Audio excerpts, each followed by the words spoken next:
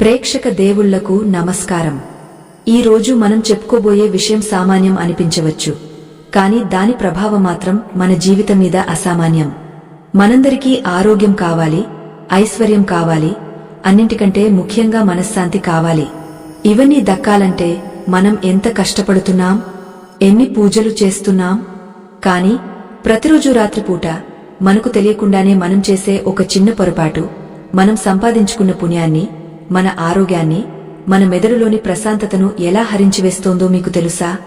సాక్షాత్తు ఆ గోపాలుడే, ఆ కృష్ణ పరమాత్ముడే నిద్ర గురించి, మనం పడుకునే దిశ గురించి చేసిన హెచ్చరిక ఇది. ఈ కథనం పూర్తిగా వినండి. మీ జీవితంలో జరిగే మార్పును మీరే గమనిస్తారు. ముందుగా మన సనాతన ధర్మాన్ని, మన పూర్వీకులు అందించిన ఈ విజ్ఞానాన్ని 10 మందికి పంచే ప్రయత్నంలో ఈ వీడియోను తప్పకుండా లైక్ చేయండి. మీరు చేసే ఆ చిన్న సహాయం ఈ మంచి విషయాన్ని మరికొందరి దాకా చేరుస్తుంది. ఇక ఆలస్యం చేయకుండా జగద్గురువు కృష్ణయ్య పాదాలను స్మరించుకుంటూ కథలోకి వెళ్దాం. ఓ ప్రియ భక్తా, నీవు ప్రతిరోజు చేసే అతి ముఖ్యమైన పని నిద్ర. కాని నీవు పడుకునే దిశ నీ మనశ్శాంతిని, నీ ఇంట్లోని ధన ప్రవాహాన్ని ఎలా నిరోధిస్తుందో నీకు తెలుసా? నీవు రాత్రిపూట తెలియకుండా చేసే ఈ చిన్న నిద్ర దోషం నీ మెదడులోని శాంతిని ఎలా దొంగలిస్తుందో వినుము. అనగనగా ఒకానొక సమయంలో నైమిశారణ్యం అనే పవిత్రమైన అడవిలో మహర్షులందరూ సమావేశమై ఉన్నారు. వారందరి ముఖాల్లో ఏదో తెలియని ఆందోళన, లోక కళ్యాణం పట్ల దిగులు కనిపిస్తోంది. కలియుగ ప్రభావం రోజురోజుకు పెరిగిపోతున్న తరుణం అది. మనుషుల్లో రోగాలు పెరుగుతున్నాయి, మనస్పర్ధలు ఎక్కువవుతున్నాయి, ఎంత సంపాదించినా ఇంట్లో శాంతి ఉండటం లేదు. చిన్న విషయాలకే కోపాలు, కుటుంబాల మధ్య చిచ్చు, నిద్రలేమి, విపరీతమైన ఒత్తిడి. ఇలా మనిషి బతుకు ఒక యుద్ధంలా మారిపోతున్న సమయమది. ఆ సమయంలో అక్కడికి విచ్చేసిన సూత మహర్షిని చూసి సౌనకాది మునులు లేచి నిలబడి నమస్కరించారు. వారిలో ఒక వృద్ధ ముని ముందుకు వచ్చి, మహాజ్ఞాని, మానవుడు ఎంతో కష్టపడుతున్నాడు, ధర్మబద్ధంగా బతకాలని ప్రయత్నిస్తున్నాడు. కాని ఏదో తెలియని శక్తివాడి ఆరోగ్యాన్ని, ఆయుష్ను దెబ్బతీస్తోంది. వాస్తు దోషాలని, గ్రహదోషాలని ఎన్నో పరిహారాలు చేస్తున్నా ఫలితమాత్రం శూన్యం అవుతోంది. అసలు మనిషి తాను తెలియకుండా చేస్తున్న అతి పెద్ద తప్పు ఏది? దేనివల్ల ఈ అనారోగ్యాలు, ఈ అశాంతి కలుగుతున్నాయి అని అడిగాడు. అప్పుడు సూత మహర్షి చిరునవ్వు నవ్వి, ఓ మునులారా, మీరు అడిగిన ప్రశ్న లోకహితం కోరుకునేది. మనిషి తన జీవితంలో 3వ వంతు సమయం నిద్రలోనే గడుపుతాడు. అంటే 60 ఏళ్లు బతికే మనిషి 20 ఏళ్లు నిద్రపోతాడు. అంతటి ప్రాముఖ్యత ఉన్న నిద్రను మనిషి అశ్రద్ధ చేస్తున్నాడు. పడుకునే మంచం, మెత్తటి పరుపుల మీద ఉన్న శ్రద్ధ, పడుకునే దిశ మీద పెట్టడం లేదు.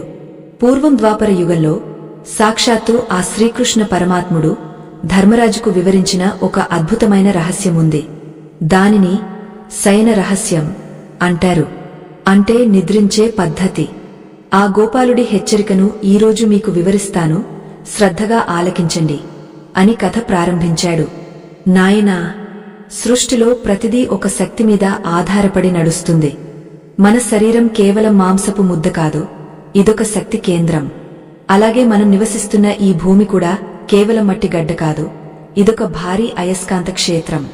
అవును, మీరు విన్నది నిజమే. ఈ భూమికి ఒక అయస్కాంత శక్తి ఉంది. దీనిని మనం ఇంగ్లీష్లో ఏమంటారో పక్కన పెడితే, మన శాస్త్రంలో దీనిని ప్రాణశక్తి ప్రవాహం అంటారు.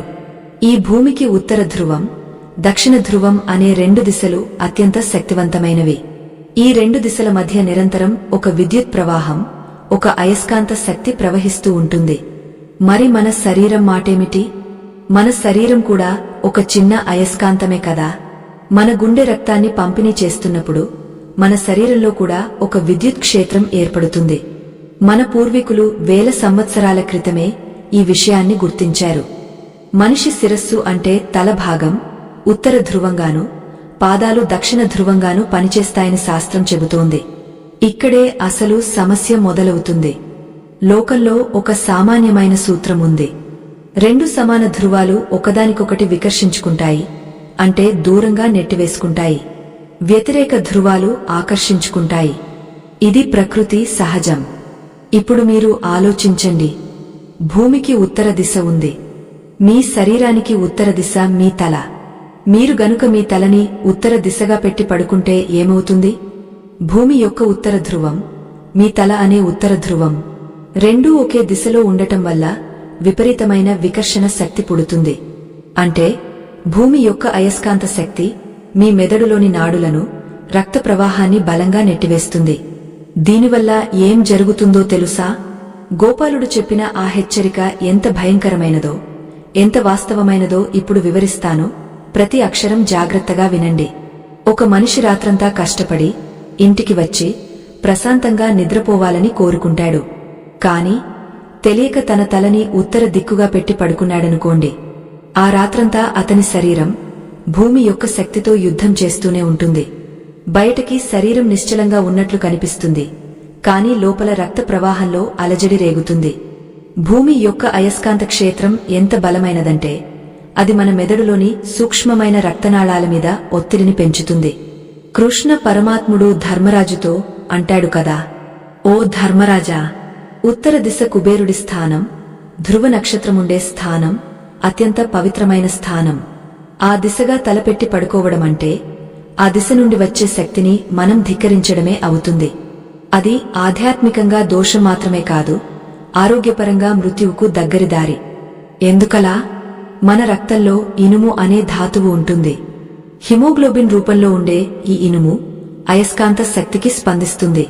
మీరు ఉత్తరానికి తలపెట్టినప్పుడు భూమి యొక్క ఉత్తర ధ్రువం మీ మెదడులోని రక్తాన్ని విపరీతంగా ఆకర్షించడం లేదా వికర్షించడం వల్ల రక్తం మొత్తం తల భాగంలోకి ఎక్కువగా ప్రవహించడానికి ప్రయత్నిస్తుంది. నిద్రలో మెదడు విశ్రాంతి తీసుకోవాలి, రక్త ప్రవాహం సాఫీగా ఉండాలి. కాని ఈ వ్యతిరేక దిశ వల్ల మెదడులోని నాడులు ఉబ్బిపోతాయి. దీనివల్ల ఉదయం లేవగానే తలనొప్పి, బద్ధకం, ఏదో కోల్పోయిన భావన, కారణం లేని చిరాకు కలుగుతాయి. మీరు ఎప్పుడైనా గమనించారా? కొంతమంది రాత్రంతా పడుకున్నా ఉదయం లేచేసరికి నాకు అసలు నిద్ర పట్టినట్టే లేదు, ఒళ్లంతా నొప్పులుగా ఉంది అని అంటుంటారు. దానికి కారణం వారి పరుపు కాదు, వారు పడుకున్న దిశ. ఉత్తర దిశగా తలపెట్టి పడుకోవడం వల్ల కలిగే అనర్థాలు ఒక్కరోజులో బయటపడవు. అది ఒక విషం లాంటిది. కొద్ది కొద్దిగా రోజురోజుకు మీ మెదడు సామర్థ్యాన్ని తగ్గించేస్తుంది. జ్ఞాపక శక్తి మందగిస్తుంది. నిర్ణయాలు తీసుకునే శక్తి సన్నగిల్లుతుంది. అనవసరమైన భయాలు, పీడకలలు వస్తాయి. ఆధ్యాత్మికంగా చూస్తే ఉత్తర దిశ అనేది త్యజించవలసిన దిశ అని, అది మరణించిన జీవులు ప్రయాణించే మార్గమని కొన్ని పురాణాలు చెబుతున్నాయి. అందుకే ఇంట్లో ఎవరైనా మరణిస్తే వారి తలని ఉత్తర దిశగా ఉంచుతారు. గమనించండి, కేవలం మృతదేహానికి మాత్రమే తల ఉత్తర దిశగా ఉండాలి. ఎందుకంటే ఆత్మ శరీరాన్ని త్వరగా వదిలి ఉత్తర మార్గం ద్వారా వెళ్లిపోవడానికి అది సహకరిస్తుంది. మరి బతికున్న మనిషి, ప్రాణంతో ఉన్న మనిషి శవం పడుకునే దిశలో పడుకుంటే ఏమవుతుంది? తన ప్రాణశక్తిని తానే కోల్పోతాడు కదా. గోపాలుడు ఇంకొక మాట కూడా చెప్పాడు. ఎవరైతే నిరంతరం ఉత్తరానికి తలపెట్టి నిద్రిస్తారో వారి ఇంట్లో లక్ష్మీదేవి నిలబడదు. ఇది కేవలం భయపెట్టడానికి చెప్పిన మాట కాదు. దీని వెనుక ఒక లోతైన అర్థం ఉంది. మనిషి ఎప్పుడైతే శారీరకంగా, మానసికంగా బలహీనపడతాడో, ఎప్పుడైతే నిద్రలేక చిరాకుగా ఉంటాడో అతని పనితీరు దెబ్బతింటుంది. వ్యాపారంలో ఏకాగ్రత ఉండదు, ఉద్యోగంలో పొరపాట్లు జరుగుతాయి. సహజంగానే ధన నష్టం సంభవిస్తుంది. అంటే మన ఆరోగ్యం, మన ఐశ్వర్యం రెండు కూడా మనం తలపెట్టే దిక్కుమీదే ఆధారపడి ఉన్నాయన్నమాట. అయితే కేవలం ఉత్తర దిశ మాత్రమే ప్రమాదకరమా? మరి పడమర దిశ మాటేమిటి? తూర్పు, దక్షిణ దిశల ఫలితాలేమిటి? దీని గురించి మన శాస్త్రాలు ఇంకా లోతుగా విశ్లేషించాయి. ఒకరోజు కృష్ణుడు సత్యభామ గృహానికి వెళ్లినప్పుడు అక్కడ జరిగిన ఒక సంఘటన దీనికి మంచి ఉదాహరణగా నిలుస్తుంది. సత్యభామ ఎంతో ఐశ్వర్యవంతురాలు, అపారమైన ధనరాశులు ఆమె సొంతం. కాని ఒకానొక సమయంలో ఆమెకు నిద్ర పట్టేది కాదు. రాత్రిపూట ఏవేవో శబ్దాలు వినిపించినట్లు, ఎవరో తనను పిలుస్తున్నట్లు అనిపించి ఉలిక్కిపడి లేచేది. ఎన్ని మణిమాణిక్యాలు ఉన్నా కంటినిండా నిద్ర లేకపోతే అవన్నీ రాళ్లతో సమానమే కదా. ఆమె కృష్ణుడిని అడిగింది, స్వామీ, నాకు ఈ మధ్య మనసు నిలకడగా ఉండటం లేదు. రాత్రిపూట భయం వేస్తోంది. ఏ దిశలో పడుకుంటే నాకు ప్రశాంతత దొరుకుతుంది అని. అప్పుడు కృష్ణయ్య ఆమెకు నవ్వుతూ, సత్య, నీవు పడుకునే మంచం ఎటువైపు వేసి ఉందో చూసావా అని అడిగాడు. ఆమె తన శయన మందిరంలోకి వెళ్లి చూసేసరికి ఆమె తల పడమర దిక్కుగా ఉంది. పడమర దిక్కు అంటే సూర్యుడు అస్తమించే దిశ, వరుణ దేవుడి స్థానం. ఈ దిశలో తలపెట్టి పడుకోవడం వల్ల కలిగే ఫలితాలు చాలా విచిత్రంగా ఉంటాయి. పడమర దిశ గురించి శాస్త్రం ఏం చెబుతోందంటే, ఇది రజోగుణాన్ని పెంచుతుంది. అంటే మనిషిలో ఆవేశాన్ని, కోరికలను, అశాంతిని రేకెత్తిస్తుంది. పడమర దిశలో తలపెట్టి పడుకునే వారికి పీడకలలు వచ్చే అవకాశం ఎక్కువ. వారి మెదడు నిరంతరం ఆలోచిస్తూనే ఉంటుంది. నిద్రలో కూడా ఏదో ఒక సమస్య గురించి మెదడు పనిచేస్తూనే ఉంటుంది తప్ప పూర్తి విశ్రాంతి దశలోకి వెళ్లదు. అందుకే మరునాడు ఉదయం లేచేసరికి శరీరం అలసిపోయినట్లుగా ఉంటుంది. విద్యార్థులు, సాధకులు, ప్రశాంతత కోరుకునేవారు పడమర దిశగా అస్సలు పడుకోకూడదు అని పెద్దల మాట. మరి ఏ దిశ శ్రేష్టం? ఏ దిశలో పడుకుంటే ఆయురారోగ్య ఐశ్వర్యాలు సిద్ధిస్తాయి? గోపాలుడు చెప్పిన అద్భుతమైన పరిష్కారమేమిటి? తూర్పు దిశలో ఉన్న రహస్యమేంటి? దక్షిణ దిశలో యముడు ఉంటాడు కదా, మరి అటువైపు తలపెట్టవచ్చా? ఇలాంటి సందేహాలు ఇప్పుడు మీ మనసులో మెదులుతున్నాయి కదూ. భయపడకండి నాయనా, అమ్మ చెప్తున్నాను కదా, ప్రతి సమస్యకు మన ధర్మంలో ఒక పరిష్కారం ఉంది. శాస్త్రం ప్రకారం నిద్ర అనేది ఒక యజ్ఞం లాంటిది. యజ్ఞం చేసేటప్పుడు మనం ఎంత నిష్టగా ఉంటామో, నిద్రించేటప్పుడు కూడా అంతే జాగ్రత్తగా ఉండాలి. తూర్పు దిశ సూర్యుడు ఉదయించే దిశ, ఇంద్రుడి స్థానం, జ్ఞానానికి, తేజస్కి ప్రతీక. మన పూర్వీకులు చిన్నపిల్లలను, విద్యార్థులను తూర్పు వైపు తలపెట్టి పడుకోమని ఎందుకు చెబుతారో తెలుసా?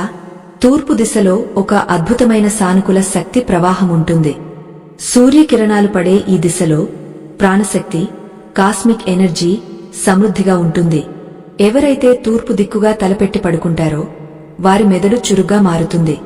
ఇది కేవలం నమ్మకం కాదు, ఒక విజ్ఞానం. తూర్పు దిశ నుండి వచ్చే శక్తి మన మెదడులోని నరాలను ఉత్తేజితం చేస్తుంది. అందుకే చదువుకునే పిల్లలు తూర్పు వైపు తలపెట్టి పడుకుంటే వారికి జ్ఞాపకశక్తి పెరుగుతుంది, ఏకాగ్రత కుదురుతుంది. మేధావులు, శాస్త్రవేత్తలు, రచయితలు వీరంతా తూర్పు దిశను ఎంచుకోవడం మంచిది. అయితే ఇక్కడ ఒక ఆసక్తికరమైన మలుపు ఉంది. గృహస్థులకు, అంటే పెళ్లై సంసార జీవితంలో ఉన్నవారికి తూర్పు దిశ కంటే మరొక దిశ అత్యంత శ్రేష్టమైనదని, అదే మాస్టర్ బెడ్రూమ్ రహస్యమని వాస్తుశాస్త్రం ఘోషిస్తోంది. ఆ దిశ వైపు తలపెడితే ధనం కుప్పలు తెప్పలుగా వచ్చి పడుతుందని, భార్యాభర్తల మధ్య అన్యోన్యత పెరుగుతుందని, ఆయుష్ వృద్ధి చెందుతుందని స్వయంగా ఆ గోపాలుడే సెలవిచ్చాడు. ఆ దిశ ఏది? దక్షిణమా? యముడు ఉండే దిక్కు మంచిది ఎలా అవుతుంది? ఇక్కడే చాలామందికి సందేహం వస్తుంది. దక్షిణం యమస్థానం కదా అమ్మా, అటువైపు కాళ్లు పెట్టకూడదు అంటారు, మరి తల పెట్టవచ్చా అని. దీని వెనుక ఉన్న అసలైన సైన్స్, అసలైన ఆధ్యాత్మిక రహస్యం తెలిస్తే మీరు ఆశ్చర్యపోతారు. యముడు అంటే కేవలం మరణాన్ని ఇచ్చేవాడు కాదు, ధర్మాన్ని రక్షించేవాడు, క్రమశిక్షణ నేర్పేవాడు. దక్షిణ దిశలో ఉన్న ఆంతర్యం ఏమిటో, భూమి యొక్క అయస్కాంత క్షేత్రానికి దక్షిణ దిశలో తలపెట్టడానికి ఉన్న సంబంధం ఏమిటో రాబోయే భాగంలో వివరంగా తెలుసుకుందాం. అంతేకాదు, నిద్రపోయే ముందు మంచం పక్కన ఉంచుకోకూడని వస్తువులు ఏమిటి? కృష్ణుడు చెప్పిన 5 నిషిద్ధ వస్తువులు ఏమిటి? అవి మీ తలరాతను ఎలా మారుస్తాయి అనే విషయాలను కూడా మనం లోతుగా చర్చించుకోబోతున్నాం. ఈ కథలో ముందు ముందు ఇంకా ఎన్నో అద్భుతమైన విషయాలు దాగ ఉన్నాయి. దక్షిణ దిశ అంటే భయపడేవారే ఎక్కువ. దక్షిణాన్ని చూస్తేనే ఏదో తెలియని గుబులు. కాని ఆశ్చర్యకరమైన విషయమేమిటంటే, మనం బతికున్నంత కాలం ఆనందంగా, ఆరోగ్యంగా ఉండాలంటే మన తల దక్షిణ దిశలోనే ఉండాలి. దీని వెనుక ఉన్న శాస్త్రీయ కారణం తెలిస్తే ఇకపై మీరు ఆ దిశను వదిలిపెట్టరు. మనం ముందే చెప్పుకున్నట్లు మన భూమి ఒక భారీ అయస్కాంతం. దానికి ఉత్తర, దక్షిణ ధృవాలు ఉంటాయి. అలాగే మన శరీరం కూడా ఒక అయస్కాంతం. మన తల ఉత్తర ధ్రువమైతే పాదాలు దక్షిణ ధ్రువం. అయస్కాంత శాస్త్ర సూత్రం ప్రకారం సజాతి ధ్రువాలు వికర్షించుకుంటాయి, విజాతీయ ధ్రువాలు ఆకర్షించుకుంటాయి. అంటే 2 ఉత్తర దిక్కులు ఎదురెదురుగా వస్తే అవి ఒకదానిని ఒకటి బలంగా తోసుకుంటాయి. అదే ఒక ఉత్తరం, ఒక దక్షిణం ఎదురైతే అవి ఎంతో అన్యోన్యంగా కలిసిపోతాయి, ఆకర్షించుకుంటాయి. ఇప్పుడు ఈ సూత్రాన్ని మన నిద్రకు అన్వయించుకుందాం. మీరు మీ తలని, అంటే మీ శరీరంలోని ఉత్తర ధ్రువాన్ని తీసుకువెళ్లి దక్షిణ దిశగా, అంటే భూమి యొక్క దక్షిణ ధ్రువం వైపు పెట్టి పడుకున్నారనుకోండి. అప్పుడు ఏం జరుగుతుంది? మీ తల అనే ఉత్తరం, భూమి అనే దక్షిణం, ఈ రెండూ ఆకర్షించుకుంటాయి. ఈ ఆకర్షణ శక్తి వల్ల మీ శరీరంలో ఒక అద్భుతమైన ప్రశాంతత ఏర్పడుతుంది. భూమి యొక్క అయస్కాంత శక్తి మీ శరీరంలోని శక్తితో ఘర్షణ పడదు. దానికి బదులుగా అది మీ శరీరంలోని ప్రాణశక్తిని క్రమబద్ధీకరిస్తుంది. గోపాలుడు చెప్పిన రహస్యం ఇదే. ఎవరైతే దక్షిణాన తలపెట్టి పడుకుంటారో వారి శరీరంలో రక్త ప్రవాహం చాలా సాఫీగా జరుగుతుంది. గుండె మీద ఎలాంటి ఒత్తిడి ఉండదు. మెదడులోని నాడులు విశ్రాంతి తీసుకుంటాయి. దీనివల్ల గాఢ నిద్ర పడుతుంది. గాఢ నిద్ర ఎప్పుడైతే పడుతుందో శరీరం తనని తాను బాగు చేసుకుంటుంది. పగలు జరిగిన శ్రమ, అలసట, కణజాలం దెబ్బతినడం, ఇవన్నీ రాత్రి నిద్రలో సరిచేయబడతాయి. అందుకే దక్షిణాన తలపెట్టి పడుకునే వారికి దీర్ఘాయుష్షు ప్రాప్తిస్తుంది అని మన శాస్త్రాలు ఘోషిస్తున్నాయి. ఇక్కడ యముడి ప్రస్తావన కూడా మనం అర్థం చేసుకోవాలి. యముడు దక్షిణ దిక్పాలకుడు. ఆయన మృత్యుదేవత మాత్రమే కాదు, ధర్మానికి ప్రతిరూపం. ఆయన నియమానికి కట్టుబడి ఉంటాడు. మనం దక్షిణాన తలపెట్టి పడుకోవడమంటే ఆ దిక్పాలకుడికి పాదాభివందనం చేసి, ఓ ధర్మరాజా, నేను ప్రకృతి నియమాలకు లోబడి ధర్మబద్ధంగా విశ్రాంతి తీసుకుంటున్నాను అని చెప్పడం అన్నమాట. అప్పుడు యముడు ఆ జీవి పట్ల కరుణ చూపిస్తాడు. అందుకే మృత్యు భయం పోవాలంటే, ఆయుష్షు పెరగాలంటే దక్షిణమే శరణ్యం. ఒక చిన్న ఉదాహరణ చెబుతాను వినండి. పూర్వం కాశీ నగరంలో సోమదత్తుడు అనే ఒక వర్తకుడు ఉండేవాడు. అతను చాలా ధనవంతుడు. కాని అతనికి ఒక్క క్షణం కూడా మనశ్శాంతి ఉండేది కాదు. వ్యాపారంలో నష్టాలు రాకపోయినా ఎప్పుడూ ఏదో పోగొట్టుకుంటానన్న భయం అతన్ని వెంటాడుతూ ఉండేది. రాత్రి మంచం మీద పడుకుంటే తెల్లవార్లు దొర్లుతూనే ఉండేవాడు తప్ప కంటికి కునుకు ఉండేది కాదు. వైద్యులను పిలిపించాడు, ఎన్నో కషాయాలు తాగాడు, కాని ఏదీ ఫలితాన్ని ఇవ్వలేదు. ఒకరోజు ఆ నగరానికి ఒక అవధూత వచ్చారు. సోమదత్తుడు ఆ స్వామి కాళ్లమీద పడి తన బాధను చెప్పుకున్నాడు. స్వామీ, నాకు పట్టు పరుపులు ఉన్నాయి, హంసతులిక తల్పాలు ఉన్నాయి, కాని నిద్రమాత్రం లేదు. నా మెదడు ఎప్పుడూ వేడెక్కిపోతోంది. నా సమస్యకు పరిష్కారం చూపండి అని వేడుకున్నాడు. అప్పుడు ఆ అవధూత అతని శయన మందిరానికి వెళ్లారు. అక్కడ సోమదత్తుడు పడుకునే మంచాన్ని చూసి చిరునవ్వు నవ్వారు. నాయనా, నీవు ఉత్తర దిశగా తలపెట్టి పడుకుంటున్నావు. నీ సంపద నీకు శత్రువుగా మారడానికి ఇదే కారణం. సాక్షాత్తు లక్ష్మీదేవి నీ ఇంట్లో ఉన్నా ఆమె అనుగ్రహం నీకు దక్కడం లేదు అని చెప్పారు. వెంటనే ఆ వర్తకుడు తన మంచం దిశను మార్చి దక్షిణానికి తల, ఉత్తరానికి కాళ్లు వచ్చేలా ఏర్పాటు చేసుకున్నాడు. ఆశ్చర్యం! ఆ రాత్రి అతనికి ఎంత హాయిగా నిద్ర పట్టిందంటే ఉదయం సూర్యుడు వచ్చే వరకు అతనికి మెలకువ రాలేదు. ఆ తర్వాత కొద్ది రోజుల్లోనే అతనిలో ఉన్న ఆందోళన తగ్గిపోయింది. వ్యాపారంలో ధైర్యంగా నిర్ణయాలు తీసుకోవడం మొదలుపెట్టాడు. పోయిన మనశ్శాంతి తిరిగి వచ్చింది. చూసారా, కేవలం పడుకునే దిశ మారితే బతుకు చిత్రమే మారిపోయింది. ఇది మూఢనమ్మకం కాదు, ఇది మన ఋషులు అందించిన జీవన విజ్ఞానం. కాబట్టి గుర్తుంచుకోండి, గృహస్థులకు, అంటే కుటుంబంతో ఉండేవారికి దక్షిణం అనేది రాజమార్గం. అది ఆరోగ్యాన్ని, ఐశ్వర్యాన్ని, దాంపత్య సుఖాన్ని ఇస్తుంది. ఇక తూర్పు దిశ గురించి మనం ముందే చెప్పుకున్నాం. అది విద్యార్థులకు, ఆధ్యాత్మిక సాధకులకు అద్భుతమైన ఫలితాలను ఇస్తుంది. పడమర, ఉత్తర దిశలు మాత్రం మనకు వద్దు. వాటిని శత్రువులుగా భావించి దూరంగా ఉండటమే మంచిది. సరే, ఇప్పుడు దిశ గురించి తెలుసుకున్నాం. మరి పడుకునే పద్ధతి గురించి? కృష్ణ పరమాత్ముడు దీని గురించి కూడా చాలా స్పష్టమైన సూచనలు ఇచ్చాడు. మనం మంచం మీద ఎలా పడితే అలా పడుకోకూడదు. కొంతమంది బోర్లా పడుకుంటారు, అంటే పొట్ట కిందకి ఉండేలా. ఇది చాలా ప్రమాదకరమైన అలవాటు. శాస్త్ర ప్రకారం బోర్లా పడుకోవడమంటే భూమికి మన శరీరాన్ని పూర్తిగా అప్పగించి ప్రాణశక్తిని నిరోధించడమే. ఇలా పడుకునే వారికి శ్వాసకోశ సమస్యలు వస్తాయి. ఊపిరితిత్తులు పూర్తిగా గాలిని తీసుకోలేవు. అంతేకాదు ఇది అరిష్టాన్ని సూచిస్తుందని పెద్దలు చెబుతారు. మరి ఎలా పడుకోవాలి? వామకుక్షి శ్రేష్టమని ఆయుర్వేదం చెబుతోంది. వామకుక్షి అంటే ఎడమవైపు తిరిగ పడుకోవడం. ఇది ఎందుకు అంత ముఖ్యం? మన శరీరంలో సూర్యనాడి, చంద్రనాడి అని రెండు ప్రధానమైన శక్తి ప్రవాహాలు ఉంటాయి. కుడి ముక్కు రంధ్రం సూర్యనాడికి, ఎడమ ముక్కు రంధ్రం చంద్రనాడికి ప్రతీక. మనం ఎడమవైపు తిరిగ పడుకున్నప్పుడు మన కుడి ముక్కు రంధ్రం సూర్యనాడి పైకి ఉంటుంది. దీనివల్ల శ్వాస కుడి ముక్కు ద్వారా సాఫీగా జరుగుతుంది. సూర్యనాడి ఉష్ణాన్ని అంటే వేడిని పుట్టిస్తుంది. మనం తిన్న ఆహారం జీర్ణం కావాలంటే శరీరంలో జఠరాగ్ని ప్రజ్వరిల్లాలి. ఎడమవైపు తిరిగ పడుకోవడం వల్ల ఆ సూర్యనాడి ప్రేరేపించబడి మనం రాత్రి తిన్న ఆహారం సులభంగా జీర్ణమవుతుంది. గుండె కూడా ఎడమవైపు ఉంటుంది కాబట్టి ఎడమవైపు తిరిగ పడుకున్నప్పుడు గుండె మీద భారం పడకుండా రక్తం పంపిణీ సులభంగా జరుగుతుంది. అందుకే మన పెద్దలు తిన్న వెంటనే పడుకోకు, కాసేపు నడిచి ఆ తర్వాత ఎడమవైపు తిరిగ పడుకో అని చెబుతుంటారు. అయితే కేవలం దిశ పడుకునే భంగమ సరిపోతుందా? కాదు. మనం నిద్రించే గది, మన మంచం చుట్టూ ఉండే వాతావరణం కూడా మన నిద్రను, మన తలరాతను శాసిస్తాయి. ఇక్కడే చాలామందికి తెలియని ఒక రహస్యముంది. మనం పడుకునే గదిలో కొన్ని వస్తువులు అస్సలు ఉండకూడదు. ముఖ్యంగా కృష్ణుడు చెప్పిన పంచ నిషిద్ధ వస్తువులు.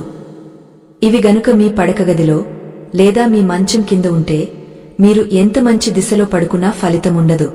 ఆ వస్తువులు నెగటివ్ ఎనర్జీని, ప్రతికూల శక్తిని ఆకర్షించి మీ నిద్రను నాశనం చేస్తాయి. అందులో మొదటిది మరియు అత్యంత ప్రమాదకరమైనది అద్దం. అవును, మీరు విన్నది నిజమే. మీ పడకగదిలో మంచానికి ఎదురుగా అద్దముందా? అయితే వెంటనే దాన్ని తొలగించండి లేదా రాత్రి పూట దానిమీద ఒక వస్త్రం కప్పండి. ఎందుకని? నిద్రపోతున్నప్పుడు మన శరీరం నుండి నిరంతరం ఒత్తిడి, అలసట రూపంలో కొంత శక్తి బయటకు వస్తూ ఉంటుంది. కొన్ని నమ్మకాల ప్రకారం మన సూక్ష్మ శరీరం నిద్రలో ప్రయాణిస్తూ ఉంటుంది. మంచానికి ఎదురుగా అద్దముంటే ఆ శక్తి తిరిగి పరావర్తనం చెంది మళ్లీ మనమీదే పడుతుంది. అంటే మీరు వదిలేసిన అలసట, మీ దారిద్ర్యం, మీ బాధ అద్దంలోకి వెళ్లి రెట్టింపు వేగంతో తిరిగే మీ శరీరాన్ని తాకుతాయి. దీనివల్ల పీడకలలు రావడం, ఉలిక్కిపడి లేవడం, వైవాహిక జీవితంలో గొడవలు రావడం జరుగుతాయి. వాస్తుశాస్త్రంలో దీనిని దర్పణ దోషం అంటారు. ముఖ్యంగా భార్యాభర్తలు పడుకునే మంచం అద్దంలో ప్రతిబింబిస్తే వారి మధ్య మూడో వ్యక్తి ప్రవేశించే అవకాశముంటుందని, అనుమానాలు పెరుగుతాయని ఒక హెచ్చరిక ఉంది. ఎంత విచిత్రంగా ఉంది కదూ! ఒక చిన్న అద్దం మన జీవితంలో ఇంత చిచ్చు పెడుతుందా అని మీకు అనిపించవచ్చు. కాని శక్తికి రూపం లేదు.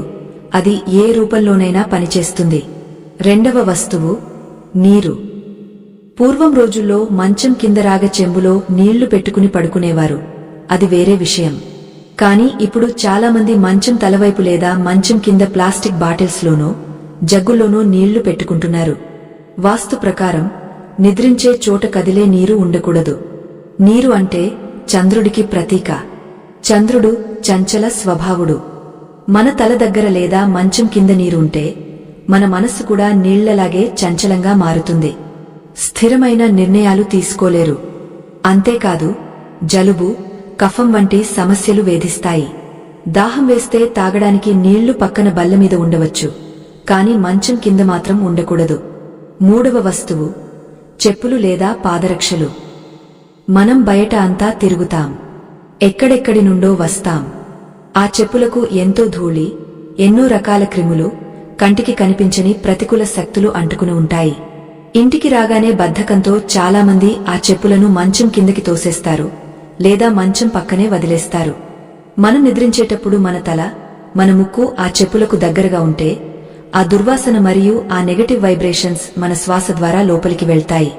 ఇది లక్ష్మీదేవికి పరమ అసహ్యం. ఎక్కడైతే మంచం కింద చెప్పులు ఉంటాయో అక్కడ దరిద్ర దేవత తిష్ట వేస్తుంది.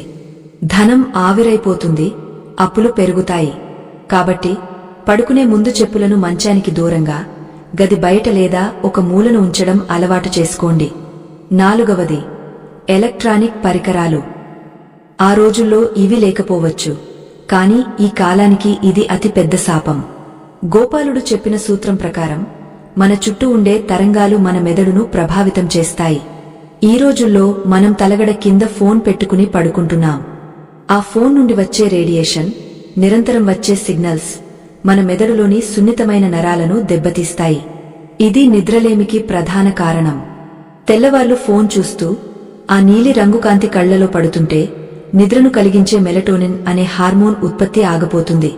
ఫలితంగా శరీరం గడియారం దెబ్బతింటుంది. తెల్లారి లేచాక కళ్ళు మంటలు, తలనొప్పి వస్తాయి. దయచేసి పడుకునేటప్పుడు ఆ మాయల పెట్టెను, ఫోన్ని కనీసం 10 అడుగుల దూరంలో పెట్టండి. 5వ వస్తువు గురించి చెప్పుకునే ముందు అసలు నిద్ర పట్టని వారికి కృష్ణుడు చెప్పిన ఒక చిన్న చిట్కా ఉంది. చాలామందికి మంచం మీద పడుకోగానే ఆలోచనలు చుట్టుముడతాయి. గతం గుర్తొస్తుంది, భవిష్యత్తు భయం వేస్తుంది. అప్పుడు ఏం చేయాలో తెలుసా? మన మనస్సును కోతితో పోలుస్తారు. అది ఒక కొమ్మ మీద ఉండదు. దానిని కట్టడి చేయాలంటే శ్వాస మీద ధ్యాస పెట్టాలి. కాని ఇక్కడ ఇంకొక ముఖ్యమైన విషయముంది. మంచం మీద మనం వేసుకునే దుప్పటి, వాడే దిండు రంగులు కూడా మన నిద్రను ప్రభావితం చేస్తాయని మీకు తెలుసా? ముదురు రంగులు, ఎరుపు, నలుపు రంగులు పడకగదిలో వాడితే కోపం పెరుగుతుందట. లేత రంగులు, తెలుపు, క్రీం, లేత నీలం రంగులు మనసుకు ఆహ్లాదాన్ని ఇస్తాయి. కృష్ణుడు ఎప్పుడు పీతాంబరాలు, పసుపు పచ్చని వస్త్రాలు ధరిస్తాడు లేదా నెమలి పింఛం రంగులో ఉంటాడు. ఇవి సాత్విక రంగులు. ఇక 5వ నిషిద్ధ వస్తువు ఏమిటి? అది చాలా ఆశ్చర్యకరమైనది. అది చదువుకునే పుస్తకాలు లేదా ఆఫీసు ఫైళ్లు. సరస్వతీ దేవి జ్ఞానానికి అధిదేవత. ఆమెను తల కింద పెట్టుకుని పడుకోవడం దోషం. అంతేకాదు, మానసిక శాస్త్రం ప్రకారం మనం చదివే పుస్తకాలు లేదా ఆఫీసు పనికి సంబంధించిన వస్తువులు మంచం మీద ఉంటే మన మెదడుకు ఇంకా పని అయిపోలేదు అనే సంకేతం వెళ్తుంది. దీనివల్ల ఒత్తిడి హార్మోన్లు విడుదలవుతాయి. పడకగది కేవలం విశ్రాంతికి, దాంపత్యానికి మాత్రమే పరిమితం కావాలి తప్ప అది ఒక ఆఫీసులా లేదా లైబ్రరీలా ఉండకూడదు. ఈ 5 వస్తువులను దూరం పెట్టి దక్షిణ దిశలో తలపెట్టి ఎడమవైపు తిరిగి పడుకుని చూడండి. మీ జీవితంలో జరిగే మార్పును చూసి మీరే ఆశ్చర్యపోతారు. అయితే కథ ఇక్కడితో అయిపోలేదు. అసలు నిద్రలో వచ్చే కలల సంగతి ఏమిటి? కొన్ని కలలు మనకు భవిష్యత్తును సూచిస్తాయా? తెల్లవారుజామున వచ్చే కలలు నిజమవుతాయా? పితృదేవతలు కలలో కనిపిస్తే ఏం చేయాలి? పాము కలలో కనిపిస్తే దేనికి సంకేతం? స్వప్న శాస్త్రం గురించి మన పురాణాల్లో అద్భుతమైన వివరణలు ఉన్నాయి. ముఖ్యంగా బ్రహ్మ ముహూర్తంలో నిద్ర లేవడం వల్ల కలిగే లాభాలు ఏమిటి? సూర్యోదయానికి ముందే ఎందుకు లేవాలి? ఆలస్యంగా లేచేవారి జీవితంలో శని ప్రభావం ఎలా ఉంటుంది? ఈ విషయాలన్నీ మన తదుపరి భాగంలో ఇంకా వివరంగా కథల రూపంలో తెలుసుకుందాం. ఎందుకంటే నిద్ర ఎంత ముఖ్యమో నిద్ర లేవడం కూడా అంతే ముఖ్యం. తప్పు సమయంలో నిద్రలేస్తే ఆ రోజంతా అశుభమే జరుగుతుంది. నిద్రలో వచ్చే కలలు కేవలం మన మెదడు సృష్టించే చిత్రాలు మాత్రమే అనుకుంటే పొరపాటే. మన పురాణాలు, ఉపనిషత్తుల ప్రకారం నిద్రలో మన ఆత్మ ఈ భౌతిక శరీరాన్ని వదిలి సూక్ష్మలోకాల్లో సంచరిస్తుందని చెబుతారు. అందుకే నిద్రను చిన్నపాటి మరణం అని, మరణాన్ని దీర్ఘ నిద్ర అని అంటారు. మనం మెలకువగా ఉన్నప్పుడు మన పంచేంద్రియాలు, కళ్ళు, ముక్కు, చెవులు, నాలుక, చర్మం పనిచేస్తాయి. కానీ నిద్రలో ఇవన్నీ విశ్రాంతి తీసుకుంటాయి. అప్పుడు మన అంతర్మనస్సు మేల్కొంటుంది. ఆ సమయంలో దైవం మనతో మాట్లాడే భాష పేరే కల. కాని ఇక్కడ ఒక గమ్మత్తైన విషయముంది. మనం పడుకునే దిశ సరిగా లేకపోతే మనకు వచ్చే కలలు దైవిక సందేశాలుగా కాకుండా భయానక చిత్రాలుగా మారుతాయి.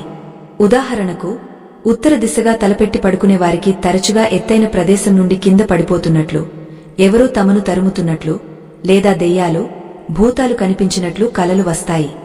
దీనికి కారణం ఆ దిశలో ఉండే అయస్కాంత శక్తి మన మెదడుపై కలిగించే ఒత్తిడి. ఆ ఒత్తిడిని తట్టుకోలేక మెదడు భయానక దృశ్యాలను సృష్టిస్తుంది. అదే దక్షిణం లేదా తూర్పు వైపు తలపెట్టి పడుకునే వారికి ప్రశాంతమైన భవిష్యత్తును సూచించే కలలు వస్తాయి. స్వప్న శాస్త్రం ప్రకారం కొన్ని ముఖ్యమైన కలల అర్థాలు ఇప్పుడు తెలుసుకుందాం. చాలామందికి తరచుగా కలలో పాము కనిపిస్తుంది. పాము కనపడగానే భయంతో ఉలిక్కిపడి లేస్తారు. అమ్మో, నాకు పాము కనిపించింది నాకేదో గండముంది అని కంగారు పడిపోతారు. కాని భయపడకండి. కలలో పాము కనిపిస్తే అది ఎప్పుడూ చెడు కాదు. పాము కుండలిని శక్తికి, సుబ్రహ్మణ్య స్వామికి ప్రతీక. పాము పడగ విప్పినట్లు కనిపిస్తే మీకు ఆకస్మిక ధన లాభం కలగవచ్చు, లేదా మీకు రావలసిన పేరు ప్రఖ్యాతులు వస్తాయని అర్థం. అయితే పాము మిమ్మల్ని కాటు వేసినట్లు లేదా చనిపోయినట్లు కనిపిస్తే మాత్రం అది మీకు ఉన్న ఏదో ఒక ఆరోగ్య సమస్యకు లేదా రాబోయే ఆపదకు సంకేతం కావచ్చు. అప్పుడు వెంటనే సుబ్రహ్మణ్య స్వామికి అభిషేకం చేయించుకోవడం మంచిది. అలాగే కలలో పితృదేవతలు, చనిపోయిన పెద్దలు కనిపిస్తే అది చాలా ముఖ్యమైన సందేశం. వారు నవ్వుతూ ప్రశాంతంగా కనిపిస్తే వారి ఆశీస్సులు మీకు ఉన్నాయని, మీ వంశం వృద్ధి చెందుతుందని అర్థం. కాని వారు దీనంగా, మురికి బట్టలతో లేదా ఆకలితో ఉన్నట్లు కనిపిస్తే వారు మీ నుండి ఏదో కోరుతున్నారని, వారికి చేయవలసిన కర్మకాండలు లేదా తర్పణాలు మీరు సరిగా చేయడం లేదని అర్థం చేసుకోవాలి. అటువంటప్పుడు వెంటనే పేదలకు అన్నదానం చేయడం లేదా గోమాతకు అరటిపండ్లు తినిపించడం వల్ల వారి ఆత్మ శాంతిస్తుంది.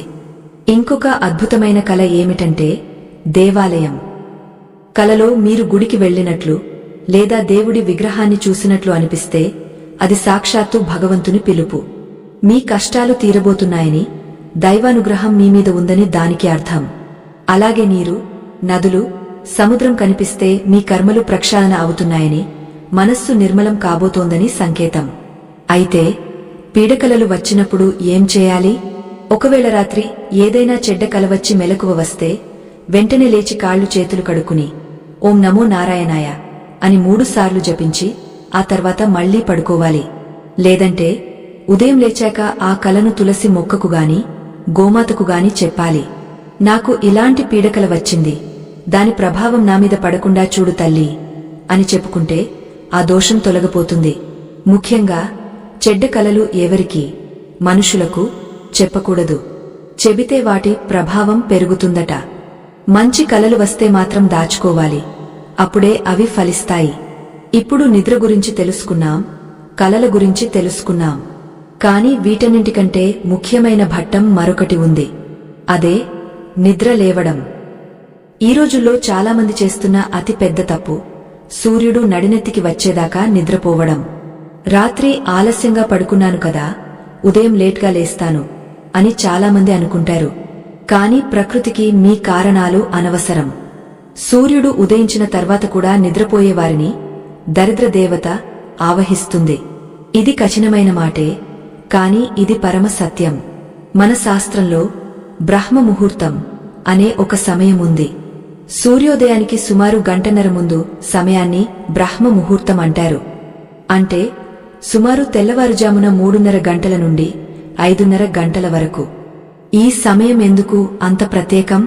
ఈ సమయంలో వాతావరణంలో ప్రాణవాయువు, స్వచ్ఛమైన ఆక్సిజన్ మరియు ఓజోన్ అత్యధికంగా ఉంటుంది. ఈ సమయంలో నిద్రలేచిన వారి ఊపిరితిత్తుల్లోకి ఈ శక్తివంతమైన గాలి వెళ్తుంది. ఇది రక్తాన్ని శుద్ధి చేస్తుంది, మెదడును వజ్రంలా మారుస్తుంది. పురాణాల్లో ఒక కథ ఉంది. ఒక ఊరిలో 2 అన్నదమ్ములు ఉండేవారు. పెద్దవాడి పేరు రాఘవ, చిన్నవాడి పేరు మాధవ. రాఘవ చాలా కష్టజీవి, రాత్రింబవళ్లు కష్టపడతాడు, కాని ఉదయం 8 గంటల వరకు నిద్రలేవడు. మాధవ మాత్రం సూర్యోదయానికి ముందే బ్రహ్మ ముహూర్తంలో లేచి స్నానం చేసి దైవారాధన చేసుకుని తన పనులు మొదలుపెట్టేవాడు.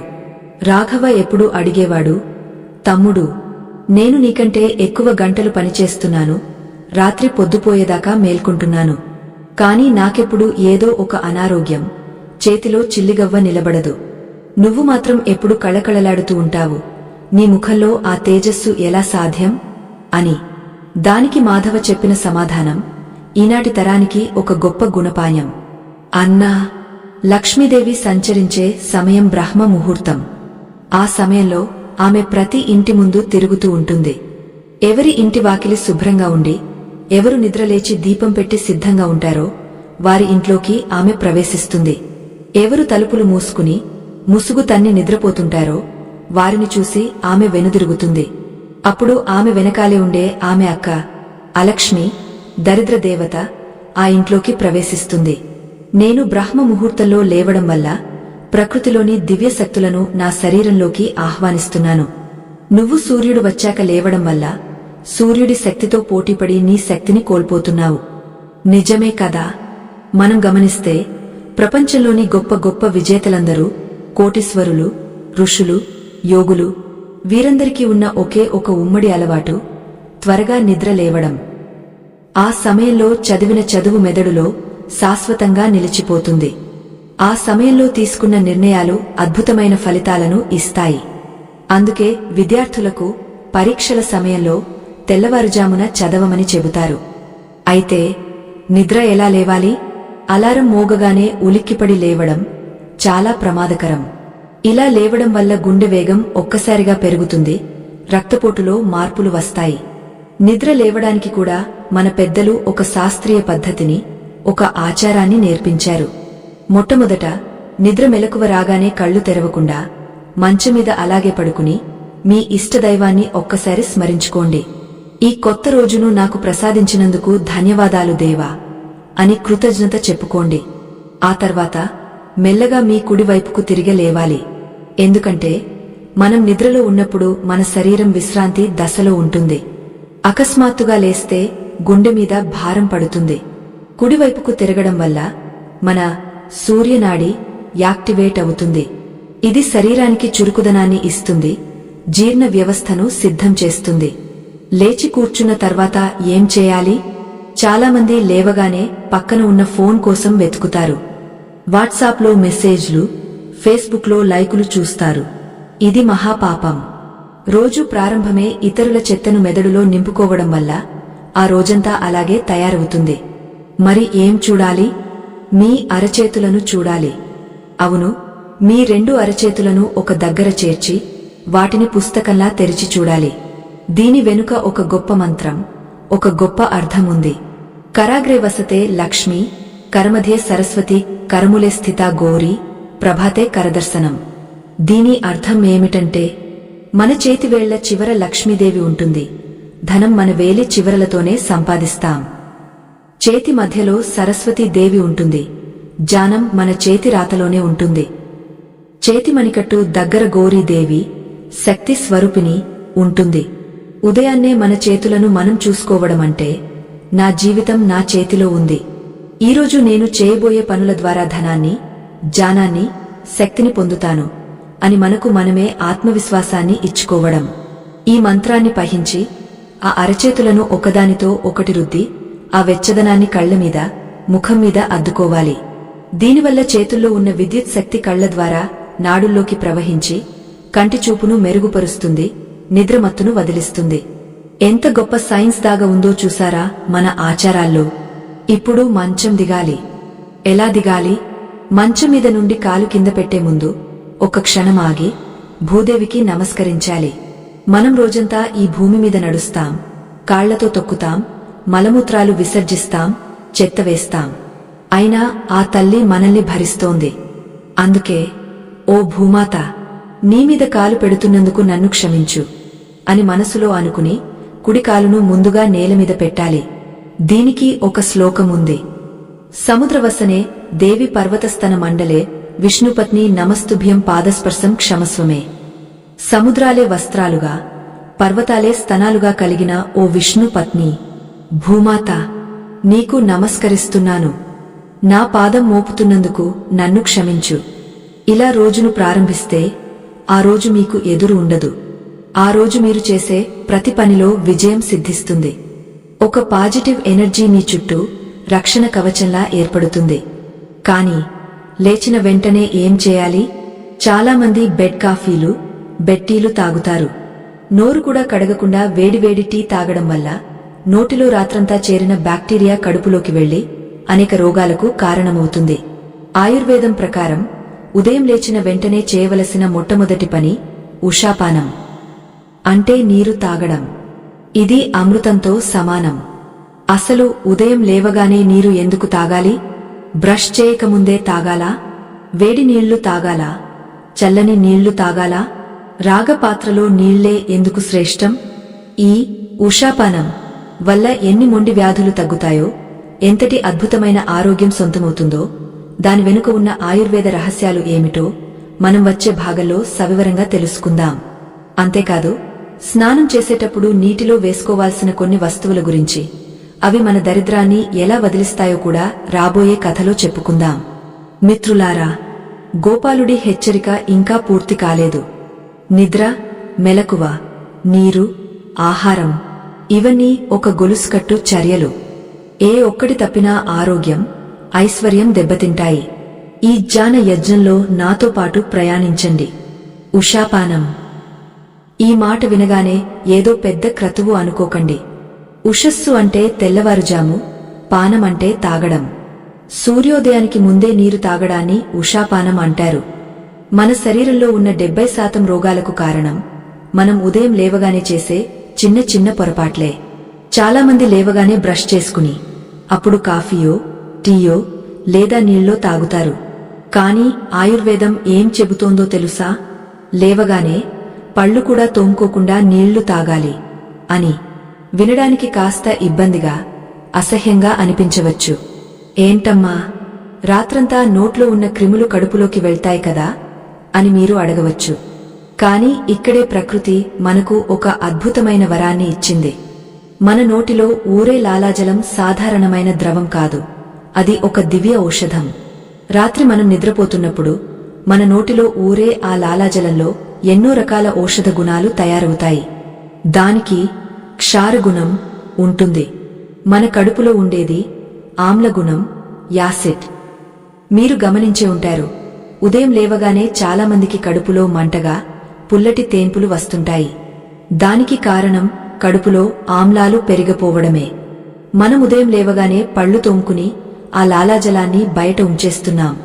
అంటే మన శరీరమే తయారు చేసిన మందును మనం పారబోస్తున్నాం అన్నమాట.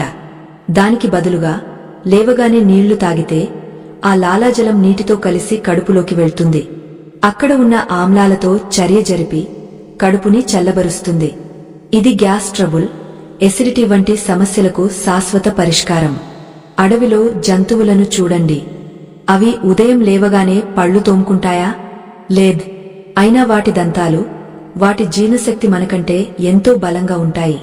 ప్రకృతితో కలిసి బతకడం అంటే ఇదే. సరే, నీళ్లు తాగాలి అని తెలిసింది. కాని ఎలా తాగాలి? ఏ పాత్రలో తాగాలి? ఇక్కడే తామ్రజలం యొక్క గొప్పతనం బయటపడుతుంది. పూర్వం మన తాతలు, ముత్తాతలు రాగ చెంబులో నీళ్లు పెట్టుకుని తాగేవారు. ఈ మధ్యకాలంలో ఫ్యాషన్ పేరుతో ప్లాస్టిక్ బాటిల్స్ వాడుతున్నాం. కాని రాగపాత్రలో ఉన్న శక్తి సామాన్యమైనది కాదు. రాగికి ఒక విశిష్టమైన గుణం ఉంది. నీటిలో కంటికి కనిపించని ఎన్నో సూక్ష్మ క్రిములు ఉంటాయి. రాగపాత్రలో నీటిని నిల్వ ఉంచినప్పుడు ఆ రాగలోహానికి ఉన్న విద్యుత్ శక్తి ఆ క్రిములను నాశనం చేస్తుంది. అంతేకాదు, ఆ నీటిని శక్తివంతమైన జలం గా మారుస్తుంది. దీనిని సైన్స్ పరిభాషలో అయాన్స్ అంటారు. రాత్రి పడుకునే ముందే ఒక రాగి చెంబులో లేదా గ్లాసులో మంచినీళ్లు నింపి దానిపై మూత పెట్టి చెక్క బల్లమీద లేదా రాతిమీద పెట్టాలి. నేలమీద పెట్టకూడదు, ఎందుకంటే భూమి ఆ శక్తిని లాగేసుకుంటుంది. ఉదయం లేవగానే కాలకృత్యాలకు వెళ్లకముందే ఆ నీటిని తాగాలి. అయితే గడగడ తాగేయకూడదు. మనం టీ లేదా కాఫీ ఎలా తాగుతాం? నెమ్మదిగా సిప్ చేస్తూ తాగాలి. ఇలా తాగినప్పుడు లాలాజలం నీటితో బాగా కలుస్తుంది. మరొక ముఖ్యమైన విషయం, ఎప్పుడూ నిలబడి నీళ్లు తాగకూడదు. గోపాలుడు కూడా ఇదే చెప్పాడు.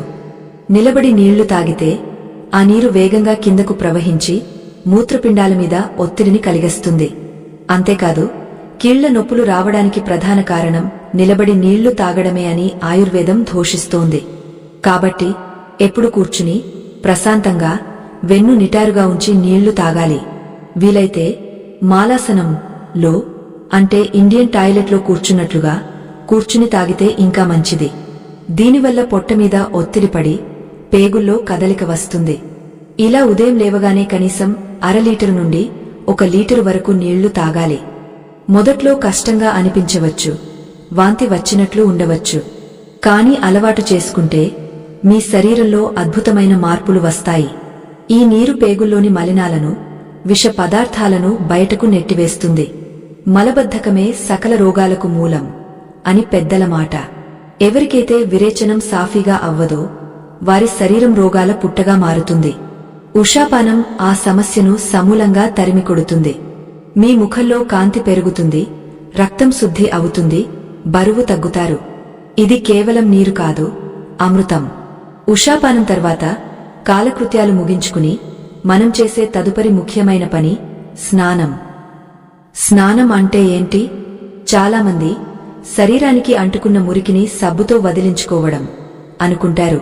కానీ సనాతన ధర్మంలో స్నానం అనేది ఒక పవిత్రమైన యజ్ఞం. అందుకే మనకు నిత్య స్నానం, పుణ్యస్నానం, మంగళ స్నానం అని రకరకాల పేర్లు ఉన్నాయి. స్నానం కేవలం శరీరాన్ని మాత్రమే కాదు, మన ఆరా అంటే మన చుట్టూ ఉండే తేజోవలయాన్ని శుద్ధి చేస్తుంది. రాత్రి నిద్రలో మన శరీరం నుండి కొన్ని రసాయనాలు విడుదలవుతాయి, చెమట రూపంలో మలినాలు బయటకు వస్తాయి. అంతేకాదు, నిద్రలో మనకు వచ్చే కలల వల్ల, ఆలోచనల వల్ల మన చుట్టూ ఒక రకమైన బద్ధకం, తమో గుణం ఆవహించి ఉంటాయి. వాటన్నింటినీ వదిలించుకుని కొత్త ఉత్సాహాన్ని పొందడమే స్నానం యొక్క ముఖ్య ఉద్దేశ్యం. అయితే స్నానం చేయడానికి కూడా ఒక పద్ధతి ఉందా అంటే ఖచ్చితంగా ఉంది. మన ఇష్టానుసారం నీళ్లు పోసేసుకోకూడదు. గోపాలుడు చెప్పిన విధానం, ఆయుర్వేదం చెప్పిన విధానం ప్రకారం స్నానం చేస్తేనే పూర్తి ఫలితం దక్కుతుంది. ముందుగా నీటి ఉష్ణోగ్రత. మనం వేడి నీళ్లతో స్నానం చేయాలా, చల్లని నీళ్లతోనా?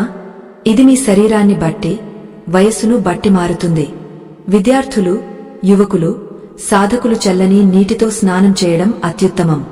చల్లని నీరు నరాలను ఉత్తేజితం చేస్తుంది, మెదడును చురుగ్గా ఉంచుతుంది, బద్ధకాన్ని పారద్రోలుతుంది. కాని వృద్ధులు, అనారోగ్యంతో ఉన్నవారు, చిన్నపిల్లలు గోరువెచ్చని నీటిని వాడాలి. అయితే గుర్తుంచుకోండి, ఎప్పుడూ తలమీద వేడి నీళ్లు పోసుకోకూడదు.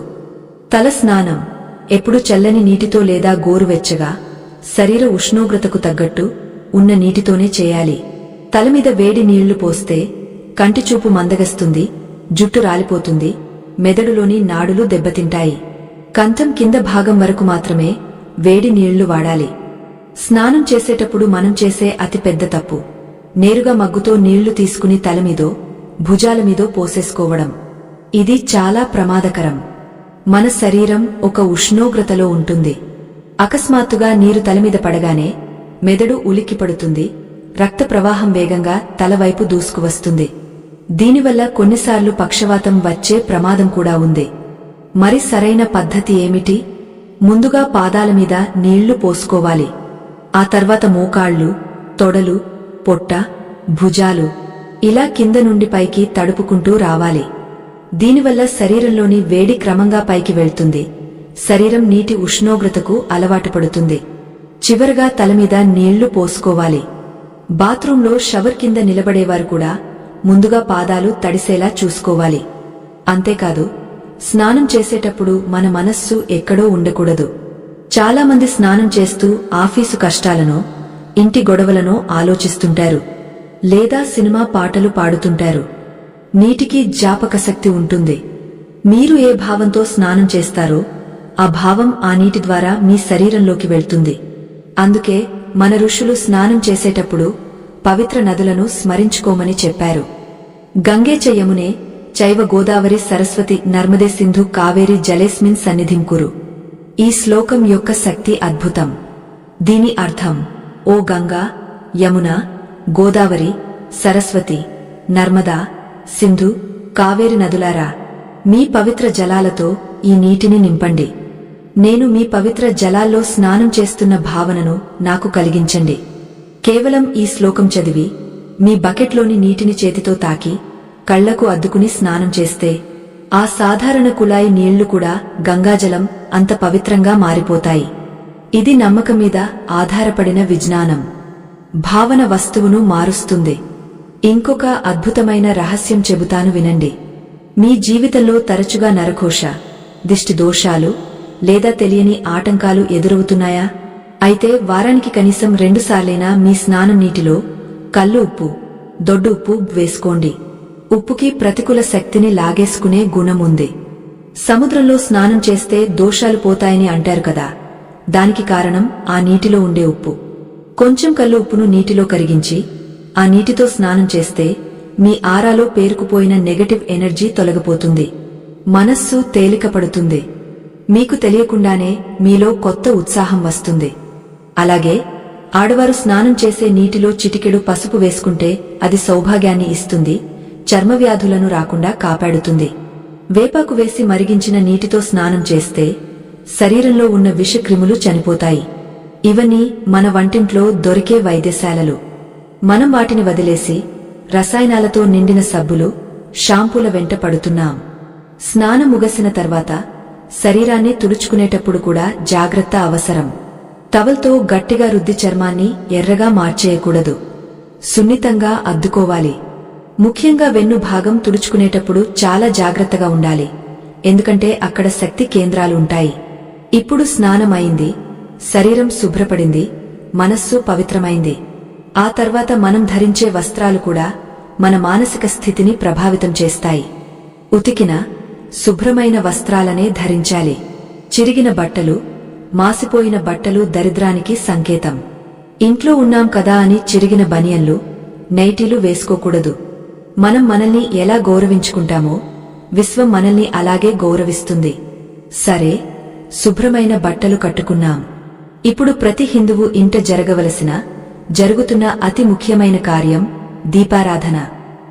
దీపం అంటే కేవలం నూనె పోసి వత్తి వెలిగించడం కాదు, అది సాక్షాత్తు పరబ్రహ్మ స్వరూపం. దీపం జ్యోతిః పరబ్రహ్మ దీపం జ్యోతిః జనార్దనః. దీపం ఎందుకు పెట్టాలి? ఏ నూనెతో పెట్టాలి? ఎన్ని వత్తులు వేయాలి? ఏ దిక్కున పెట్టాలి? ఇక్కడే చాలామంది తప్పులు చేస్తున్నారు. ఆవు నెయ్యి శ్రేష్టమా? నువ్వుల నూనె మంచిదా? అసలు దీపం పెడితే ఇంట్లో గొడవలు ఎందుకు తగ్గుతాయి? ఒక చిన్న కథ చెబుతాను. ఒక ఊరిలో ఒక పేద రాలు ఉండేది. ఆమెకు తినడానికి తిండి ఉండేది కాదు.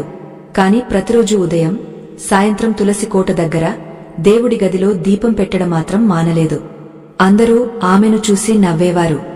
తిండికే గతి లేదు, ఈ నూనె ఖర్చు ఎందుకు అని.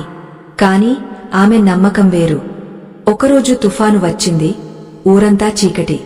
కాని ఆమె ఇంటి నుండి మాత్రం ఒక దివ్యమైన కాంతి వస్తూనే ఉంది. ఆ కాంతిని చూసి దారి తప్పిన ఆ దేశపు రాజు ఆ ఇంటికి వచ్చాడు. ఆమె భక్తిని, ఆ దీపం వెలుగులో ఉన్న ప్రశాంతతను చూసి ముగ్ధుడయ్యాడు. ఆమె పేదరికం ఆ రోజుతో తీరిపోయింది. ఇది కథే కావచ్చు, కాని దీపం వెనుక ఉన్న సైన్స్ చాలా పెద్దది. మనం వెలిగించే దీపం నుండి వెలువడే అయస్కాంత శక్తి ఆ గదిలోని గాలిని శుద్ధి చేస్తుంది. కాని ఏ నూనె వాడితే ఏ ఫలితం వస్తుంది? ఏ దిక్కున పెడితే అప్పులు తీరుతాయి? ముఖ్యంగా సాయంత్రం వేళ దీపం పెట్టేటప్పుడు పాటించాల్సిన నియమాలు ఏమిటి?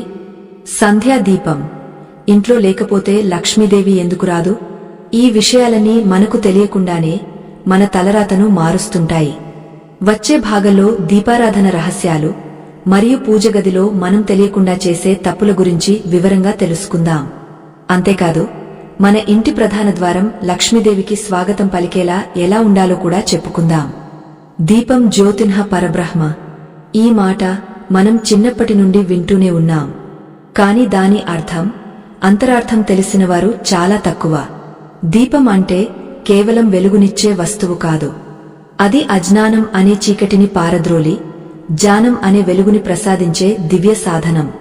సృష్టిలో పంచభూతాలు, భూమి, నీరు, అగ్ని, గాలి, ఆకాశం ఉన్నాయి. వీటిలో అగ్నికి మాత్రమే ఒక ప్రత్యేకమైన గుణముంది. మీరు నీటిని పోస్తే అది కిందకు ప్రవహిస్తుంది. గాలిని వదిలితే అది నలుదిక్కులా వ్యాపిస్తుంది. కాని అగ్నిని వెలిగిస్తే దాని జ్వాల ఎప్పుడూ పైకే ప్రయాణిస్తుంది. దీని అర్థమేమిటి? మనం వెలిగించే ఆ దీపపు జ్వాల మన ఆత్మను పరమాత్మ వైపు, అంటే ఉన్నత స్థితికి తీసుకువెళుతుందని సంకేతం. అందుకే మన ధర్మంలో ఏ శుభకార్యమైనా దీపంతోనే మొదలవుతుంది. అయితే మనం ఇంట్లో పెట్టుకునే దీపం మన తలరాతను ఎలా మారుస్తుంది? గోపాలుడు చెప్పిన నియమాలు ఇక్కడ చాలా ఖచ్చితంగా పాటించాలి. మొదటిది నూనె. ఈ రోజుల్లో చాలామంది బజారులో దొరికే పూజ నూనె లేదా దీపమాయిల్ అని రాసి ఉన్న ప్యాకెట్లను కొని వాడుతున్నారు. అందులో ఏ నూనెలు కలుపుతారో, అసలు అది నూనెనో కాదో ఎవరికీ తెలియదు. గుర్తుంచుకోండి, కల్తీ నూనెతో పెట్టిన దీపం కల్తీ భక్తితో సమానం. అది ఇంట్లోకి ప్రతికూల శక్తులను, అనారోగ్యాన్ని ఆహ్వానిస్తుంది. శాస్త్రం ప్రకారం దీపారాధనకు ఆవు నెయ్యి అత్యుత్తమం. స్వచ్ఛమైన ఆవు నెయ్యితో దీపం వెలిగిస్తే ఆ ఇంటి వాతావరణంలో అద్భుతమైన మార్పు వస్తుంది. ఆవు నెయ్యి కాలినప్పుడు విడుదలయ్యే పొగ గాలిలోని విషక్రిములను చంపి ప్రాణవాయువును శుద్ధి చేస్తుంది. ఆవు నెయ్యి దీపమున్న ఇంట్లో లక్ష్మీదేవి స్థిర నివాసం ఉంటుంది. ఆర్థిక కష్టాలు, అప్పుల బాధలు ఉన్నవారు ఆవు నెయ్యితో దీపం పెడితే త్వరలోనే వారికి విముక్తి కలుగుతుంది. ఇది సాక్షాత్తు మహాలక్ష్మికి ప్రీతికరం. రెండవ శ్రేష్టమైనది నువ్వుల నూనె. నువ్వుల నూనెతో దీపం వెలిగిస్తే శని దోషాలు, పీడలు తొలగిపోతాయి. ఇంట్లో తరచుగా గొడవలు జరుగుతుంటే లేదా అనారోగ్య సమస్యలు వెంటాడుతుంటే నువ్వుల నూనె దీపం రక్షణ కవచంలా పనిచేస్తుంది.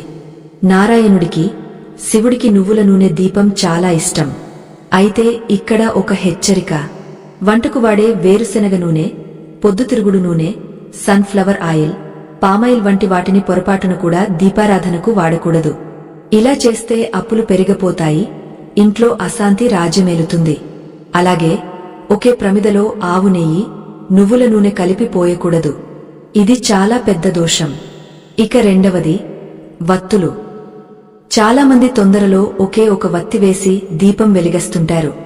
దీన్నే ఏకవత్తి అంటారు.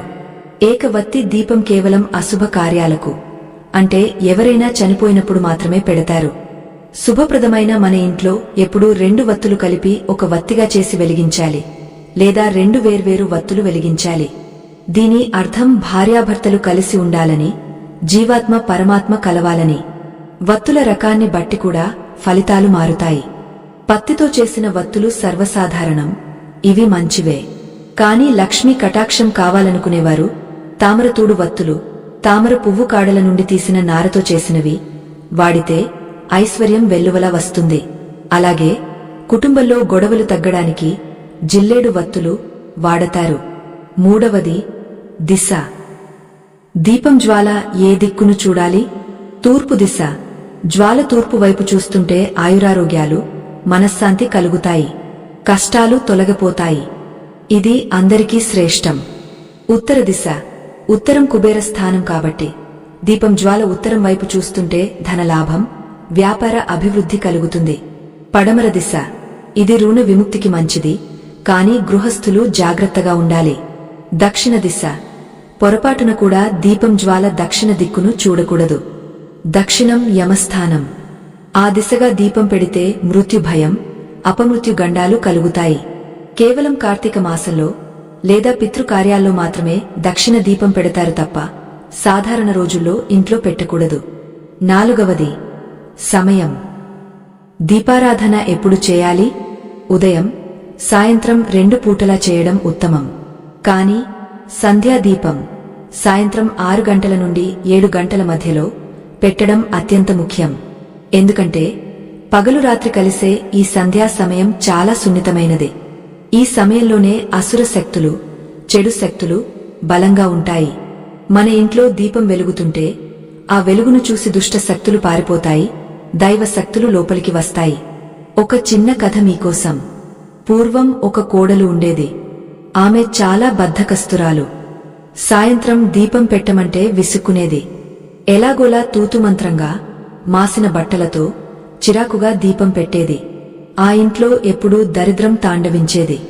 పిల్లలకు చదువు అబ్బేది కాదు, భర్తకు సంపాదన ఉండేది కాదు. ఒకరోజు వారి ఇంటికి ఒక సాధువు వచ్చాడు. ఆ ఇంటి పరిస్థితిని గమనించి ఆ కోడలిని పిలిచి ఇలా చెప్పాడు: అమ్మా, దీపం లక్ష్మీదేవి రూపం. నువ్వు చిరాకుగా, అశుభ్రంగా దీపం పెడితే లక్ష్మీదేవిని అవమానించినట్టే. రేపటి నుండి స్నానం చేసి తల దువ్వుకుని నుదుటన బొట్టు పెట్టుకుని నవ్వుతూ దీపం పెట్టు. దీపం పెట్టే ముందు గడపకు పసుపు కుంకుమ రాయి. వారం రోజుల్లో మార్పు రాకపోతే నన్ను అడుగు అని చెప్పాడు. ఆమె అలాగే చేసింది. ఆశ్చర్యం! ఆ ఇంటి ముఖ చిత్రమే మారిపోయింది. భర్తకు ఆగిపోయిన పనులు పూర్తయ్యాయి, పిల్లలు చురుగ్గా మారారు, ఇంట్లో కలహాలు ఆగిపోయాయి. చూసారా? మన భావన, మన శ్రద్ధ ఎంత గొప్పదో. ఇక్కడ గడప గురించి ప్రస్తావన వచ్చింది కాబట్టి దాని గురించి కూడా తెలుసుకోవాలి. దీపం దేవుడి గదిలో ఎంత ముఖ్యమో సింహద్వారం ఇంటికి అంత ముఖ్యం. సింహద్వారం అంటే కేవలం మనుషులు వచ్చే దారి కాదు, అది శక్తి ప్రవేశించే మార్గం. గోపాలుడి వాస్తు ప్రకారం సింహద్వారం ఎప్పుడూ అందంగా కళకళలాడుతూ ఉండాలి. కాని ఈ రోజుల్లో మనం ఏం చేస్తున్నాం? సింహద్వారం పక్కనే చెప్పుల స్టాండ్ పెడుతున్నాం, లేదా డస్ట్ బిన్ చెత్తబుట్ట పెడుతున్నాం. లక్ష్మీదేవి వచ్చే దారిలో చెత్తబుట్ట ఉంటే ఆమె లోపలికి ఎలా వస్తుంది? గుమ్మం బయటే ఆగపోతుంది. ఆ తర్వాత ఆమె సోదరి దరిద్ర దేవత లోపలికి వస్తుంది. గుర్తుంచుకోండి, మీ ప్రధాన ద్వారం ఎప్పుడూ శబ్దం చేయకూడదు. తలుపులు తీసేటప్పుడు, వేసేటప్పుడు కిర్రు మని శబ్దం వస్తే అది అశుభం. ఆ శబ్దం యమపాసంతో సమానమని శాస్త్రం చెబుతోంది. వెంటనే ఆ తలుపులకు నూనె వేసి సరిచేయండి. అలాగే గడప అనేది ఇంటికి రక్షణ రేఖ. బయట ఉండే నెగటివ్ ఎనర్జీ లోపలికి రాకుండా గడప అడ్డుకుంటుంది. అందుకే పూర్వం గడప మీద ఎప్పుడు పసుపు రాసి కుంకుమ బొట్లు పెట్టేవారు. పసుపులో యాంటీబయోటిక్ గుణాలు ఉన్నాయి, అది క్రిములను రానియదు. ఇప్పుడు మనం మార్బుల్స్, గ్రానైట్స్ వేసుకుంటున్నాం కాబట్టి పసుపు రాయలేకపోవచ్చు. కాని కనీసం వారానికి 2 సార్లైనా గడపను నీటితో శుభ్రం చేసి 2 వైపులా పసుపు కుంకుమ వేయడం అలవాటు చేసుకోండి. అంతేకాదు, గడప మీద ఎప్పుడు కాలు పెట్టి నిలబడకూడదు. గడపను తొక్కకూడదు, దాటాలి. గడప మీద కూర్చుని భోజనం చేయడం, తల దువ్వుకోవడం, ఏడవడం ఇవన్నీ ఇంటి యజమాని ఆయుష్షును తగ్గస్తాయి, లక్ష్మీదేవిని వెళ్లగొడతాయి. ఇక పూజగది విషయానికి వస్తే, మనం దేవుడి గదిలో చేసే అతి పెద్ద తప్పు పితృదేవతల ఫోటోలు దేవుడితో సమానంగా పెట్టడం. మా తాతగారు దేవుడితో సమానమండి, మా నాన్నగారు మాకు దేవుడు. ఈ భావన మంచిదే, కాని శాస్త్ర ప్రకారం దేవుడు వేరు, పితృదేవతలు వేరు. దేవుడు సృష్టికర్త, పితృదేవతలు ఆత్మస్వరూపులు. వీరిద్దరి ఫోటోలను ఒకే పీఠం మీద పెట్టకూడదు. పితృదేవతల ఫోటోలను ఎప్పుడూ దేవుడి గదికి కొంచెం దూరంగా, లేదా దేవుడి కంటే కింద ఉండేలా దక్షిణం గోడకు తగిలించాలి. వారిని దైవ సమానులుగా పూజించవచ్చు, కాని దేవుళ్లతో కలపకూడదు. ఇలా చేస్తే దేవతా అనుగ్రహం తగ్గుతుంది, ఇంట్లో గందరగోళం ఏర్పడుతుంది. మరొక ముఖ్య విషయం, దేవుడి గదిలో విరిగిపోయిన విగ్రహాలు, చినిగిపోయిన ఫోటోలు, వాడిపోయిన పూలు అస్సలు ఉండకూడదు. నిర్మాల్యం, వాడిపోయిన పూలు ఎప్పటికప్పుడు తీసేయాలి. వాడిపోయిన పూలు నెగటివ్ ఎనర్జీని, మృత శక్తిని విడుదల చేస్తాయి. దేవుడి గది ఎప్పుడూ సుగంధ పరిమళాలతో ఉండాలి తప్ప అగరవత్తుల బూడిదతో నిండిపోకూడదు. సరే, దీపం పెట్టాం, ఇల్లు శుభ్రం చేసుకున్నాం. ఇప్పుడు అతి ముఖ్యమైన ఘట్టం ఆహారం. మనం పడుకునే నిద్ర గురించి కథ మొదలుపెట్టాం. నిద్ర బాగుండాలంటే పొట్టలో పడే ఆహారం బాగుండాలి. అన్నం పరబ్రహ్మ స్వరూపం అంటారు. కాని మనం తినే తిండి మన గుణాన్ని ఎలా మారుస్తుందో కృష్ణుడు భగవద్గీతలో స్పష్టంగా చెప్పాడు. ఆహారం 3 రకాలు: సాత్విక, రాజసిక, తామసిక. మనం ఎలాంటి ఆహారం తింటే మనకు అలాంటి ఆలోచనలు, అలాంటి నిద్ర వస్తుంది. రాత్రిపూట మనం తినే ఆహారం మన నిద్రను శాసిస్తుంది. చాలామంది రాత్రిపూట బిర్యానీలు, మసాలాలు, పిజ్జాలు, బర్గర్లు తింటారు. ఇవి రాజసిక, తామసిక ఆహారాలు.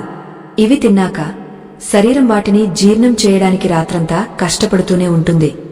శరీర ఉష్ణోగ్రత పెరుగుతుంది. ఫలితంగా నిద్ర రాదు, వచ్చినా పీడకలలు వస్తాయి.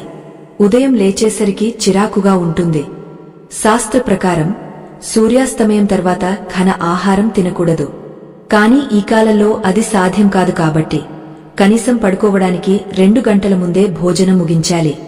అసలు భోజనం చేసేటప్పుడు మనం పాటించాల్సిన నియమాలు ఏమిటి? ఏ దిక్కున కూర్చుని తినాలి? కంచం చుట్టూ నీళ్లు ఎందుకు చల్లాలి?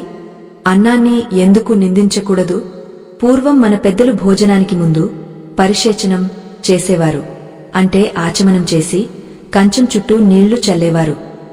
ఇది కేవలం ఆచారం కాదు, దీని వెనుక నేలమీద ఉండే క్రిములు కంచంలోకి రాకుండా ఆపడం అనే సైన్స్ ఉంది. అంతేకాదు, అన్నం తినేటప్పుడు టీవీలు చూడటం, ఫోన్లు చూడటం వల్ల మన శరీరంలో విషం ఎలా తయారవుతుందో తెలుసా? మనం తినే ప్రతి ముద్ద మన భావోద్వేగాలను గ్రహిస్తుంది. మీరు కోపంగా తింటే ఆ అన్నం విషంగా మారుతుంది.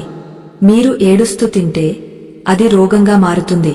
మీరు దైవస్మరణతో సంతోషంగా తింటే అది ఔషధంగా మారుతుంది. ఒక చిన్న ఉదాహరణ. భీష్ముడు అంపశయ్య మీద ఉన్నప్పుడు ద్రౌపది ఆయన్ను చూసి నవ్వింది. తాత, కౌరవ సభలో నా వస్త్రాపహరణం జరుగుతున్నప్పుడు నీ ధర్మమేమైంది? ఇప్పుడు ధర్మం గురించి చెబుతున్నావా అని అడిగింది. అప్పుడు భీష్ముడు చెప్పిన సమాధానం ఆహారం గురించి మన కళ్ళు తెరిపిస్తుంది. అమ్మా ద్రౌపది, ఆ సమయంలో నేను దుర్యోధనుడు పెట్టిన పాపపు అన్నం తిన్నాను. ఆ దుష్ట ఆహారం నా రక్తంలో ప్రవహించి నా బుద్ధిని మందగింపజేసింది. నా ధర్మజ్ఞానం ఆహారం వల్ల కప్పబడిపోయింది. ఇప్పుడు అర్జునుడి బాణాల వల్ల నాలోని ఆ చెడు రక్తమంతా బయటకు పోయింది. అందుకే నాకు మళ్లీ ధర్మం గుర్తుకు వచ్చింది. చూసారా, సాక్షాత్తు భీష్ముడికే తప్పలేదు ఆహార ప్రభావం. మరి సామాన్యులమైన మన గతేంటి? అందుకే ఏది తింటున్నాం అనేదానికంటే ఎవరి చేతి వంట తింటున్నాం, ఏ భావంతో తింటున్నాం అనేది చాలా ముఖ్యం. తల్లి ప్రేమతో వండిన వంటకు, హోటల్లో ఎవరో కోపంతోనో విసుగుతోనో వండిన వంటకు ఎంత తేడా ఉంటుందో గమనించండి. మరి భోజనం ఏ దిక్కున కూర్చుని చేయాలి? తూర్పు ముఖంగా కూర్చుని తింటే ఆయుష్షు పెరుగుతుంది. పడమర ముఖంగా కూర్చుని తింటే ధన లాభం కలుగుతుంది. ఉత్తర ముఖంగా కూర్చుని తింటే సత్యం మాట్లాడతారు, కాని గృహస్థులకు అంత మంచిది కాదని ఒక వాదన ఉంది. దక్షిణ ముఖంగా కూర్చుని అస్సలు తినకూడదు. దక్షిణం వైపు తిరిగి తింటే ప్రేతాలు, దెయ్యాలు ఆహారాన్ని స్వీకరిస్తాయని, ఆ అన్నం ఒంటికి పట్టదని శాస్త్రం చెబుతోంది. అంతేకాదు, మనం తినే ఆహారంలో వాడే పదార్థాలు కూడా మన గ్రహాలను ప్రభావితం చేస్తాయి. ఉప్పు చంద్రుడికి, కారం కుజుడికి, తీపి గురువుకి సంకేతాలు. వీటిని సమపాళ్లలో తీసుకుంటేనే గ్రహాలు శాంతిస్తాయి. ముఖ్యంగా రాత్రిపూట పెరుగు తినకూడదు అని ఆయుర్వేదం ఎందుకు నిషేధించింది? మజ్జిగ ఎందుకు శ్రేష్టం? భోజనం చివరలో తీపి ఎందుకు తినాలి లేదా తినకూడదా? నీళ్లు ఎప్పుడు తాగాలి? భోజనం మధ్యలోనా, చివరలోనా? ఈ ప్రశ్నలన్నింటికీ సమాధానాలు మరియు నిద్రపోయే ముందు చదవాల్సిన ఆ ఒక్క మంత్రం గురించి. అది మన నిద్రను యోగ నిద్రగా ఎలా మారుస్తుందో వచ్చే భాగంలో తెలుసుకుందాం. ఈ కథ మీ ఆరోగ్యాన్ని, మీ జీవితాన్ని మార్చే మలుపు కాబోతోంది. ఆహారం విషయంలో గోపాలుడు చెప్పిన నియమాలు, ఆయుర్వేదంలో ఉన్న రహస్యాలు సామాన్యమైనవి కావు. ఇవి మన ఆయుష్ను పెంచే అమృత సూత్రాలు. ముందుగా మనం అందరం చేసే అతి పెద్ద పొరపాటు గురించి మాట్లాడుకుందాం. అదే నీరు తాగడం. భోజనం చేసేటప్పుడు నీళ్లు ఎప్పుడు తాగాలి? చాలామందికి అన్నం తినగానే గటగట ఒక చెంబుడు నీళ్లు తాగే అలవాటు ఉంటుంది. ఇది విషంతో సమానం అని శాస్త్రం ఘోషిస్తోంది. ఎందుకని? మన కడుపులో ఆహారం వెళ్లగానే దానిని అరిగించడానికి జఠరాగ్ని అనే అగ్ని పుడుతుంది. ఇది ఒక రకమైన వేడి. మనం తిన్న వెంటనే చల్లని నీళ్లు పోసేస్తే ఆ అగ్ని ఆరిపోతుంది.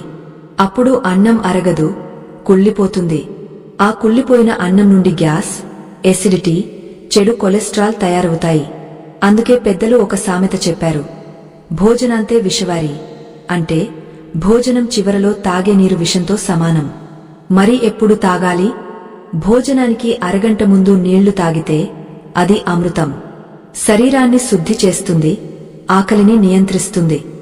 బరువు తగ్గాలనుకునే వారికి ఇది మంచి పద్ధతి.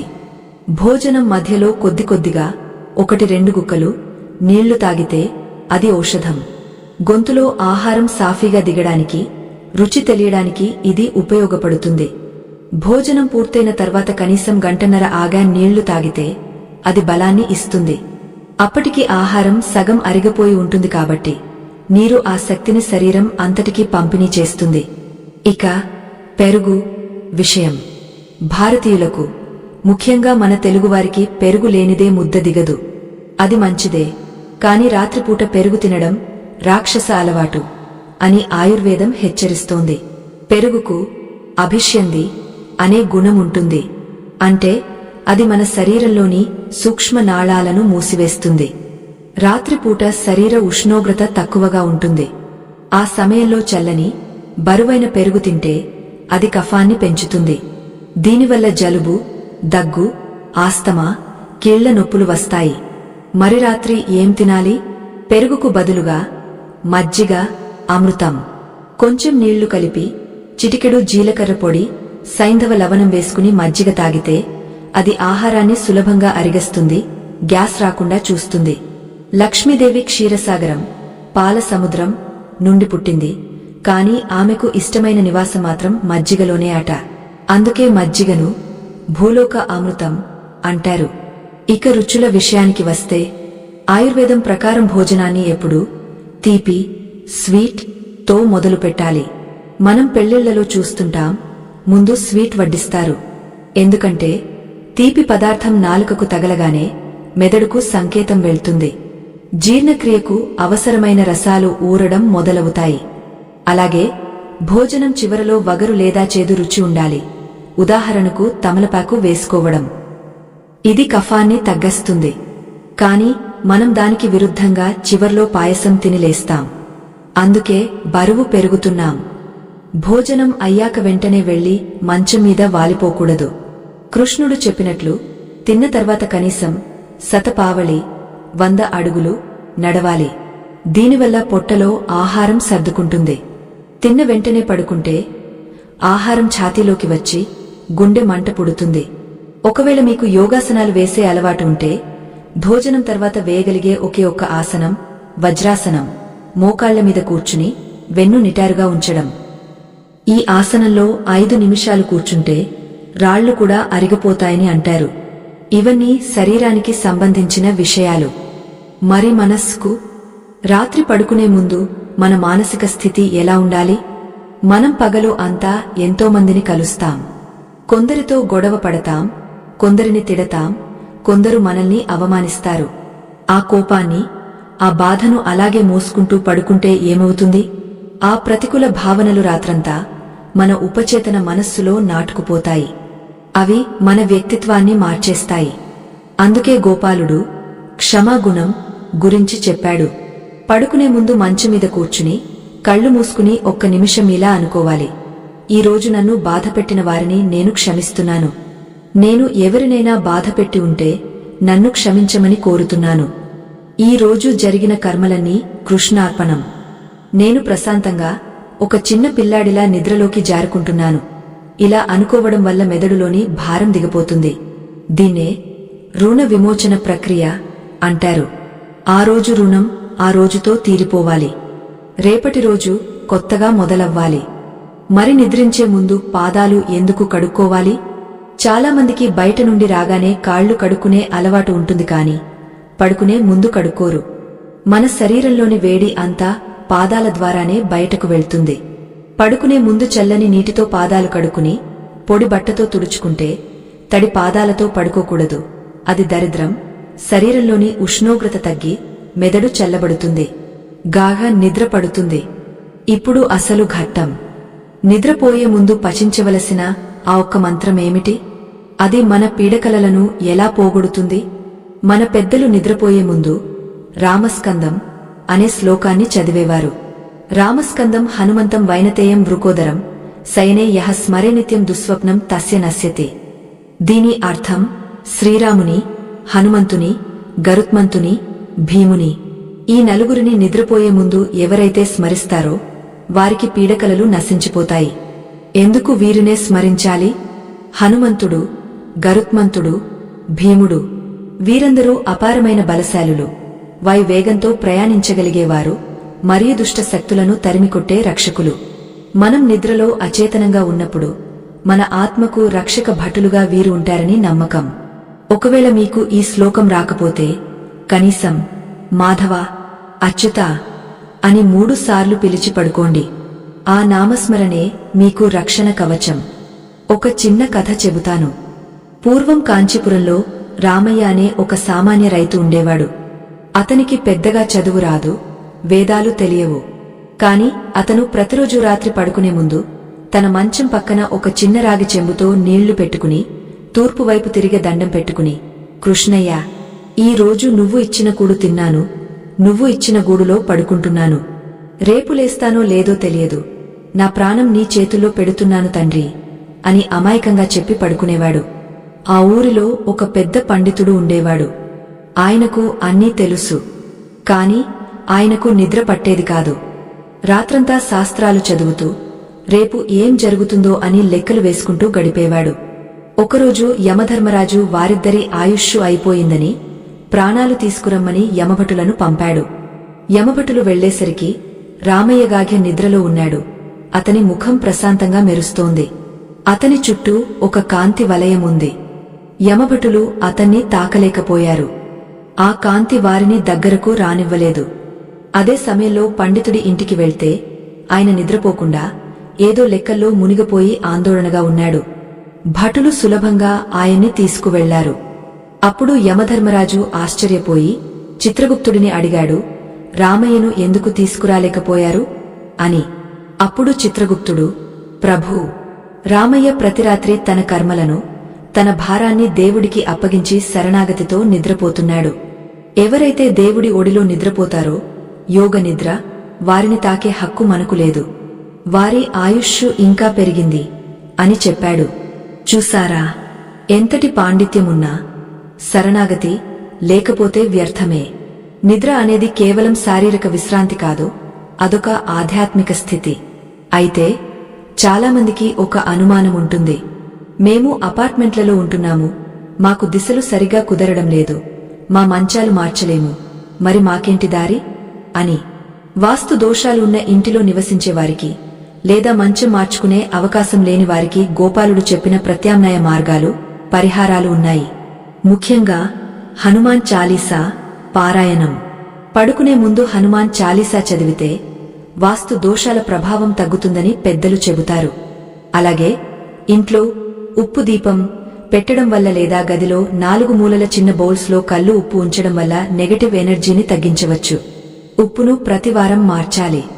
పాత ఉప్పును సింక్లో లేదా టాయిలెట్లో వేసి ఫ్లష్ చేయాలి. ఎక్కడ పడితే అక్కడ పారబోయకూడదు. ఇంకొక అద్భుతమైన చిట్కా, కర్పూరం.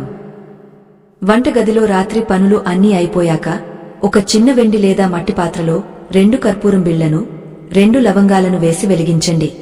ఆ పొగను ఇల్లంతా చూపించండి. లవంగం కాలినప్పుడు వచ్చే వాసన కర్పూర జ్వాల ఇంట్లోని వైరస్లను, బ్యాక్టీరియాలను చంపడమే కాకుండా ఇంట్లో పేరుకుపోయిన దరిద్రాన్ని తరిమికొడతాయి. దీనివల్ల మరుసటి రోజు ఉదయం ఇంట్లో ప్రశాంతత ఉంటుంది. అలాగే భార్యాభర్తల మధ్య గొడవలు తగ్గాలంటే వారి పడకగదిలో రాధాకృష్ణుల ఫోటో లేదా హంసల జంట ఫోటో ఉంచాలి. క్రూర జంతువుల ఫోటోలు, యుద్ధ దృశ్యాలు, ఒంటరిగా ఉన్న స్త్రీ లేదా పురుషుడి ఫోటోలు పడకగదిలో ఉండకూడదు. ఇవి ఒంటరితనాన్ని, ఘర్షణను పెంచుతాయి. ముఖ్యంగా బెడ్రూంలో టీవీ అస్సలు ఉండకూడదు. టీవీలో అద్దం ఉంటుంది, అది మనం పడుకున్నప్పుడు మనల్ని ప్రతిబింబిస్తుంది, దర్పణ దోషం. ఒకవేళ టీవీ ఉంటే పడుకునేటప్పుడు దానిమీద ఒక అందమైన వస్త్రాన్ని కప్పండి. ఇవన్నీ చిన్న చిన్న మార్పులే, కాని ఇవి తెచ్చే ఫలితాలు చాలా పెద్దవి. మనం నిద్రను జయించగలిగితే ప్రపంచాన్ని జయించవచ్చు. మన ఋషులు నిద్రను తగ్గించుకుని తపస్సు చేసేవారు. మనం నిద్రను సరిచేసుకుని ఆరోగ్యాన్ని పొందుదాం. అయితే ఇప్పటివరకు మనం పెద్దవారి గురించి చెప్పుకున్నాం. మరి చిన్న పిల్లల విషయంలో ఎలాంటి జాగ్రత్తలు తీసుకోవాలి? పసిపిల్లలు రాత్రి పూట ఎందుకు ఏడుస్తారు? వారికి దిష్టి తగిలితే ఏం చేయాలి? పిల్లల చదువు కోసం వారి గదిలో చేయవలసిన వాస్తు మార్పులు ఏమిటి? సరస్వతీ దేవి కటాక్షం కలగాలంటే విద్యార్థులు ఏ దిశలో పడుకోవాలి? ఏ దిశలో కూర్చుని చదువుకోవాలి? అంతేకాదు, గర్భిణీ స్త్రీలు పడుకునేటప్పుడు పాటించవలసిన కఠిన నియమాలు ఏమిటి? వారు చేసే చిన్న తప్పు కడుపులోని బిడ్డ మీద ఎలాంటి ప్రభావం చూపుతుంది? ఈ విషయాలు ప్రతి తల్లి తెలుసుకోవాలి. రాబోయే తరానికి మనమిచ్చే ఆస్తి ఆరోగ్యమే కదా. కాబట్టి వచ్చే భాగంలో పిల్లల పెంపకం, చదువు, గర్భిణీ స్త్రీల జాగ్రత్తల గురించి కృష్ణ పరమాత్ముడు ఏం చెప్పాడో, మన శాస్త్రాలు ఏం బోధిస్తున్నాయో సవివరంగా తెలుసుకుందాం. ఈ కథ కేవలం ఒక కథ కాదు, ఇది జీవనవేదం. మయం సమయంలో నిద్రపోవడం మహాదరిద్రం. దీనిని ఆసురి వేళ అంటారు. సాయంత్రం 6 నుండి 7 గంటల మధ్యలో నిద్రపోయేవారి ఇంట్లో లక్ష్మీదేవి ఒక్క క్షణం కూడా నిలబడదు. ఆ సమయంలో నిద్రపోతే అనారోగ్యం, సోమరితనం, బుద్ధి మాంద్యం వస్తాయి. పిల్లలను ఆ సమయంలో నిద్రపోనివ్వకూడదు. ఆ టైంలో దీపం పెట్టి చిన్న శ్లోకం చదివించాలి. మన పూర్వీకులు సాయంత్రం వేళలో పిల్లలకు గోరుముద్దలు తినిపించేవారు. చందమామను చూపిస్తూ అన్నం తినిపించేవారు. ఇప్పుడు మనం టీవీలో కార్టూన్లు చూపిస్తూ తినిపిస్తున్నాం. చంద్రుని కిరణాలు ఆహారం మీద పడితే ఆహారం ఔషధంగా మారుతుందని, అది పిల్లల కంటి చూపును మెరుగుపరుస్తుందని సైన్స్ చెబుతోంది. పౌర్ణమి రోజు వెన్నెలలో భోజనం చేయడం మన సాంప్రదాయం. అది పిక్నిక్ కోసం కాదు, ఆరోగ్య రహస్యం. ఇప్పుడు ఈ మొత్తం కథలో మనం చెప్పుకున్న విషయాలను ఒక్కసారి గుర్తు చేసుకుందాం. నిద్ర అనేది ప్రకృతి మనకు ఇచ్చిన వరం. దానిని మనం గౌరవించాలి. మీరు ఎంత గొప్పవారైనా, ఎంత ధనవంతులైనా, మీకు సరిగ్గా నిద్ర పట్టకపోతే ఆ జీవితం నరకమే. నిద్రా సుఖం నెరుగనివాడు నిజముగా జీవచ్ఛవము అని ఒక కవివాక్కు. చివరిగా ఒక అద్భుతమైన, శక్తివంతమైన వాస్తు రహస్యం చెబుతాను. దీనిని మీరందరూ ఈ రోజే ప్రయత్నించండి. మీ ఇంట్లో ఈశాన్య మూల ఎప్పుడూ ఖాళీగా, శుభ్రంగా ఉంచాలి. అక్కడ బరువులు పెట్టకూడదు. ఈశాన్యం అనేది శివుడి స్థానం, గురువు స్థానం. ఆ మూల గనుక శుభ్రంగా ఉండి అక్కడ ఒక చిన్న పాత్రలో నీళ్లు ఉంచితే మీ ఇంటికి వచ్చే కష్టాలన్నీ ఆ నీటిలో కరిగిపోతాయి. అలాగే నైరుతి మూల మీ ఇంటి యజమాని పడుకోవాలి. అక్కడ బరువులు పెట్టాలి, బీరువాలు వంటివి.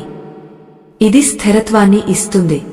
నైరుతిలో తలపెట్టి పడుకుంటే మీ మాటకు ఇంట్లో విలువ ఉంటుంది, సమాజంలో గౌరవం పెరుగుతుంది. ఓ భక్తులారా, ఈ కథలో చెప్పిన విషయాలు ఏవో పుక్కిటి పురాణాలు కావు. ఇవి మన ఋషులు, యోగులు తమ దివ్య దృష్టితో పరిశోధించి అందించిన విజ్ఞాన శాస్త్రాలు. ఆధునిక సైన్స్ ఇప్పుడు చెబుతున్న ఎలక్ట్రోమాగ్నెటిక్ థియరీ మన పూర్వీకులు ఎప్పుడో వాస్తు రూపంలో చెప్పారు. మన శరీరం ఒక దేవాలయం. అందులో ఉండే ఆత్మ దేవుడు. ఆ దేవాలయాన్ని శుభ్రంగా ఉంచుకోవడం, దానికి సరైన విశ్రాంతిని ఇవ్వడం మన బాధ్యత. మీరు ఈ రోజు రాత్రి పడుకునేటప్పుడు ఒక్కసారి దిశ చూసుకోండి. మీ మంచం కింద ఏముందో చూసుకోండి. మీ మనసులో ఏముందో చూసుకోండి. దక్షిణాన తల పెట్టండి. దిగులు వదిలిపెట్టండి. హాయిగా నిద్రపోండి. రేపటి ఉదయం ఒక కొత్త శక్తితో, కొత్త ఆశతో నిద్రలేవండి. ఆ గోపాలుడి ఆశీస్సులు, లక్ష్మీదేవి కటాక్షం మీ అందరిపై ఎల్లప్పుడూ ఉండాలని మనస్ఫూర్తిగా కోరుకుంటున్నాను. ఈ కథను ఇంత పరిశోధన చేసి మీకు అందించడానికి మేము ఎంతో శ్రమించాము. మా ఈ ప్రయత్నం మీకు నచ్చితే మా ఛానల్ నిలబడడానికి మీ వంతు సహాయం చేయండి. Super thanks. మెంబర్షిప్ లేదా స్కానర్ ద్వారా మీరు ఇచ్చే చిన్న కానుక మాకు ఎంతో పెద్ద బలం. ధర్మ ప్రచారానికి మీరు కూడా సమిధ వేశారని భావిస్తాము. స్వస్తి. సర్వే జనాన్ః సుఖినో భవంతు. లోకా సమస్తాన్ః సుఖినో భవంతు.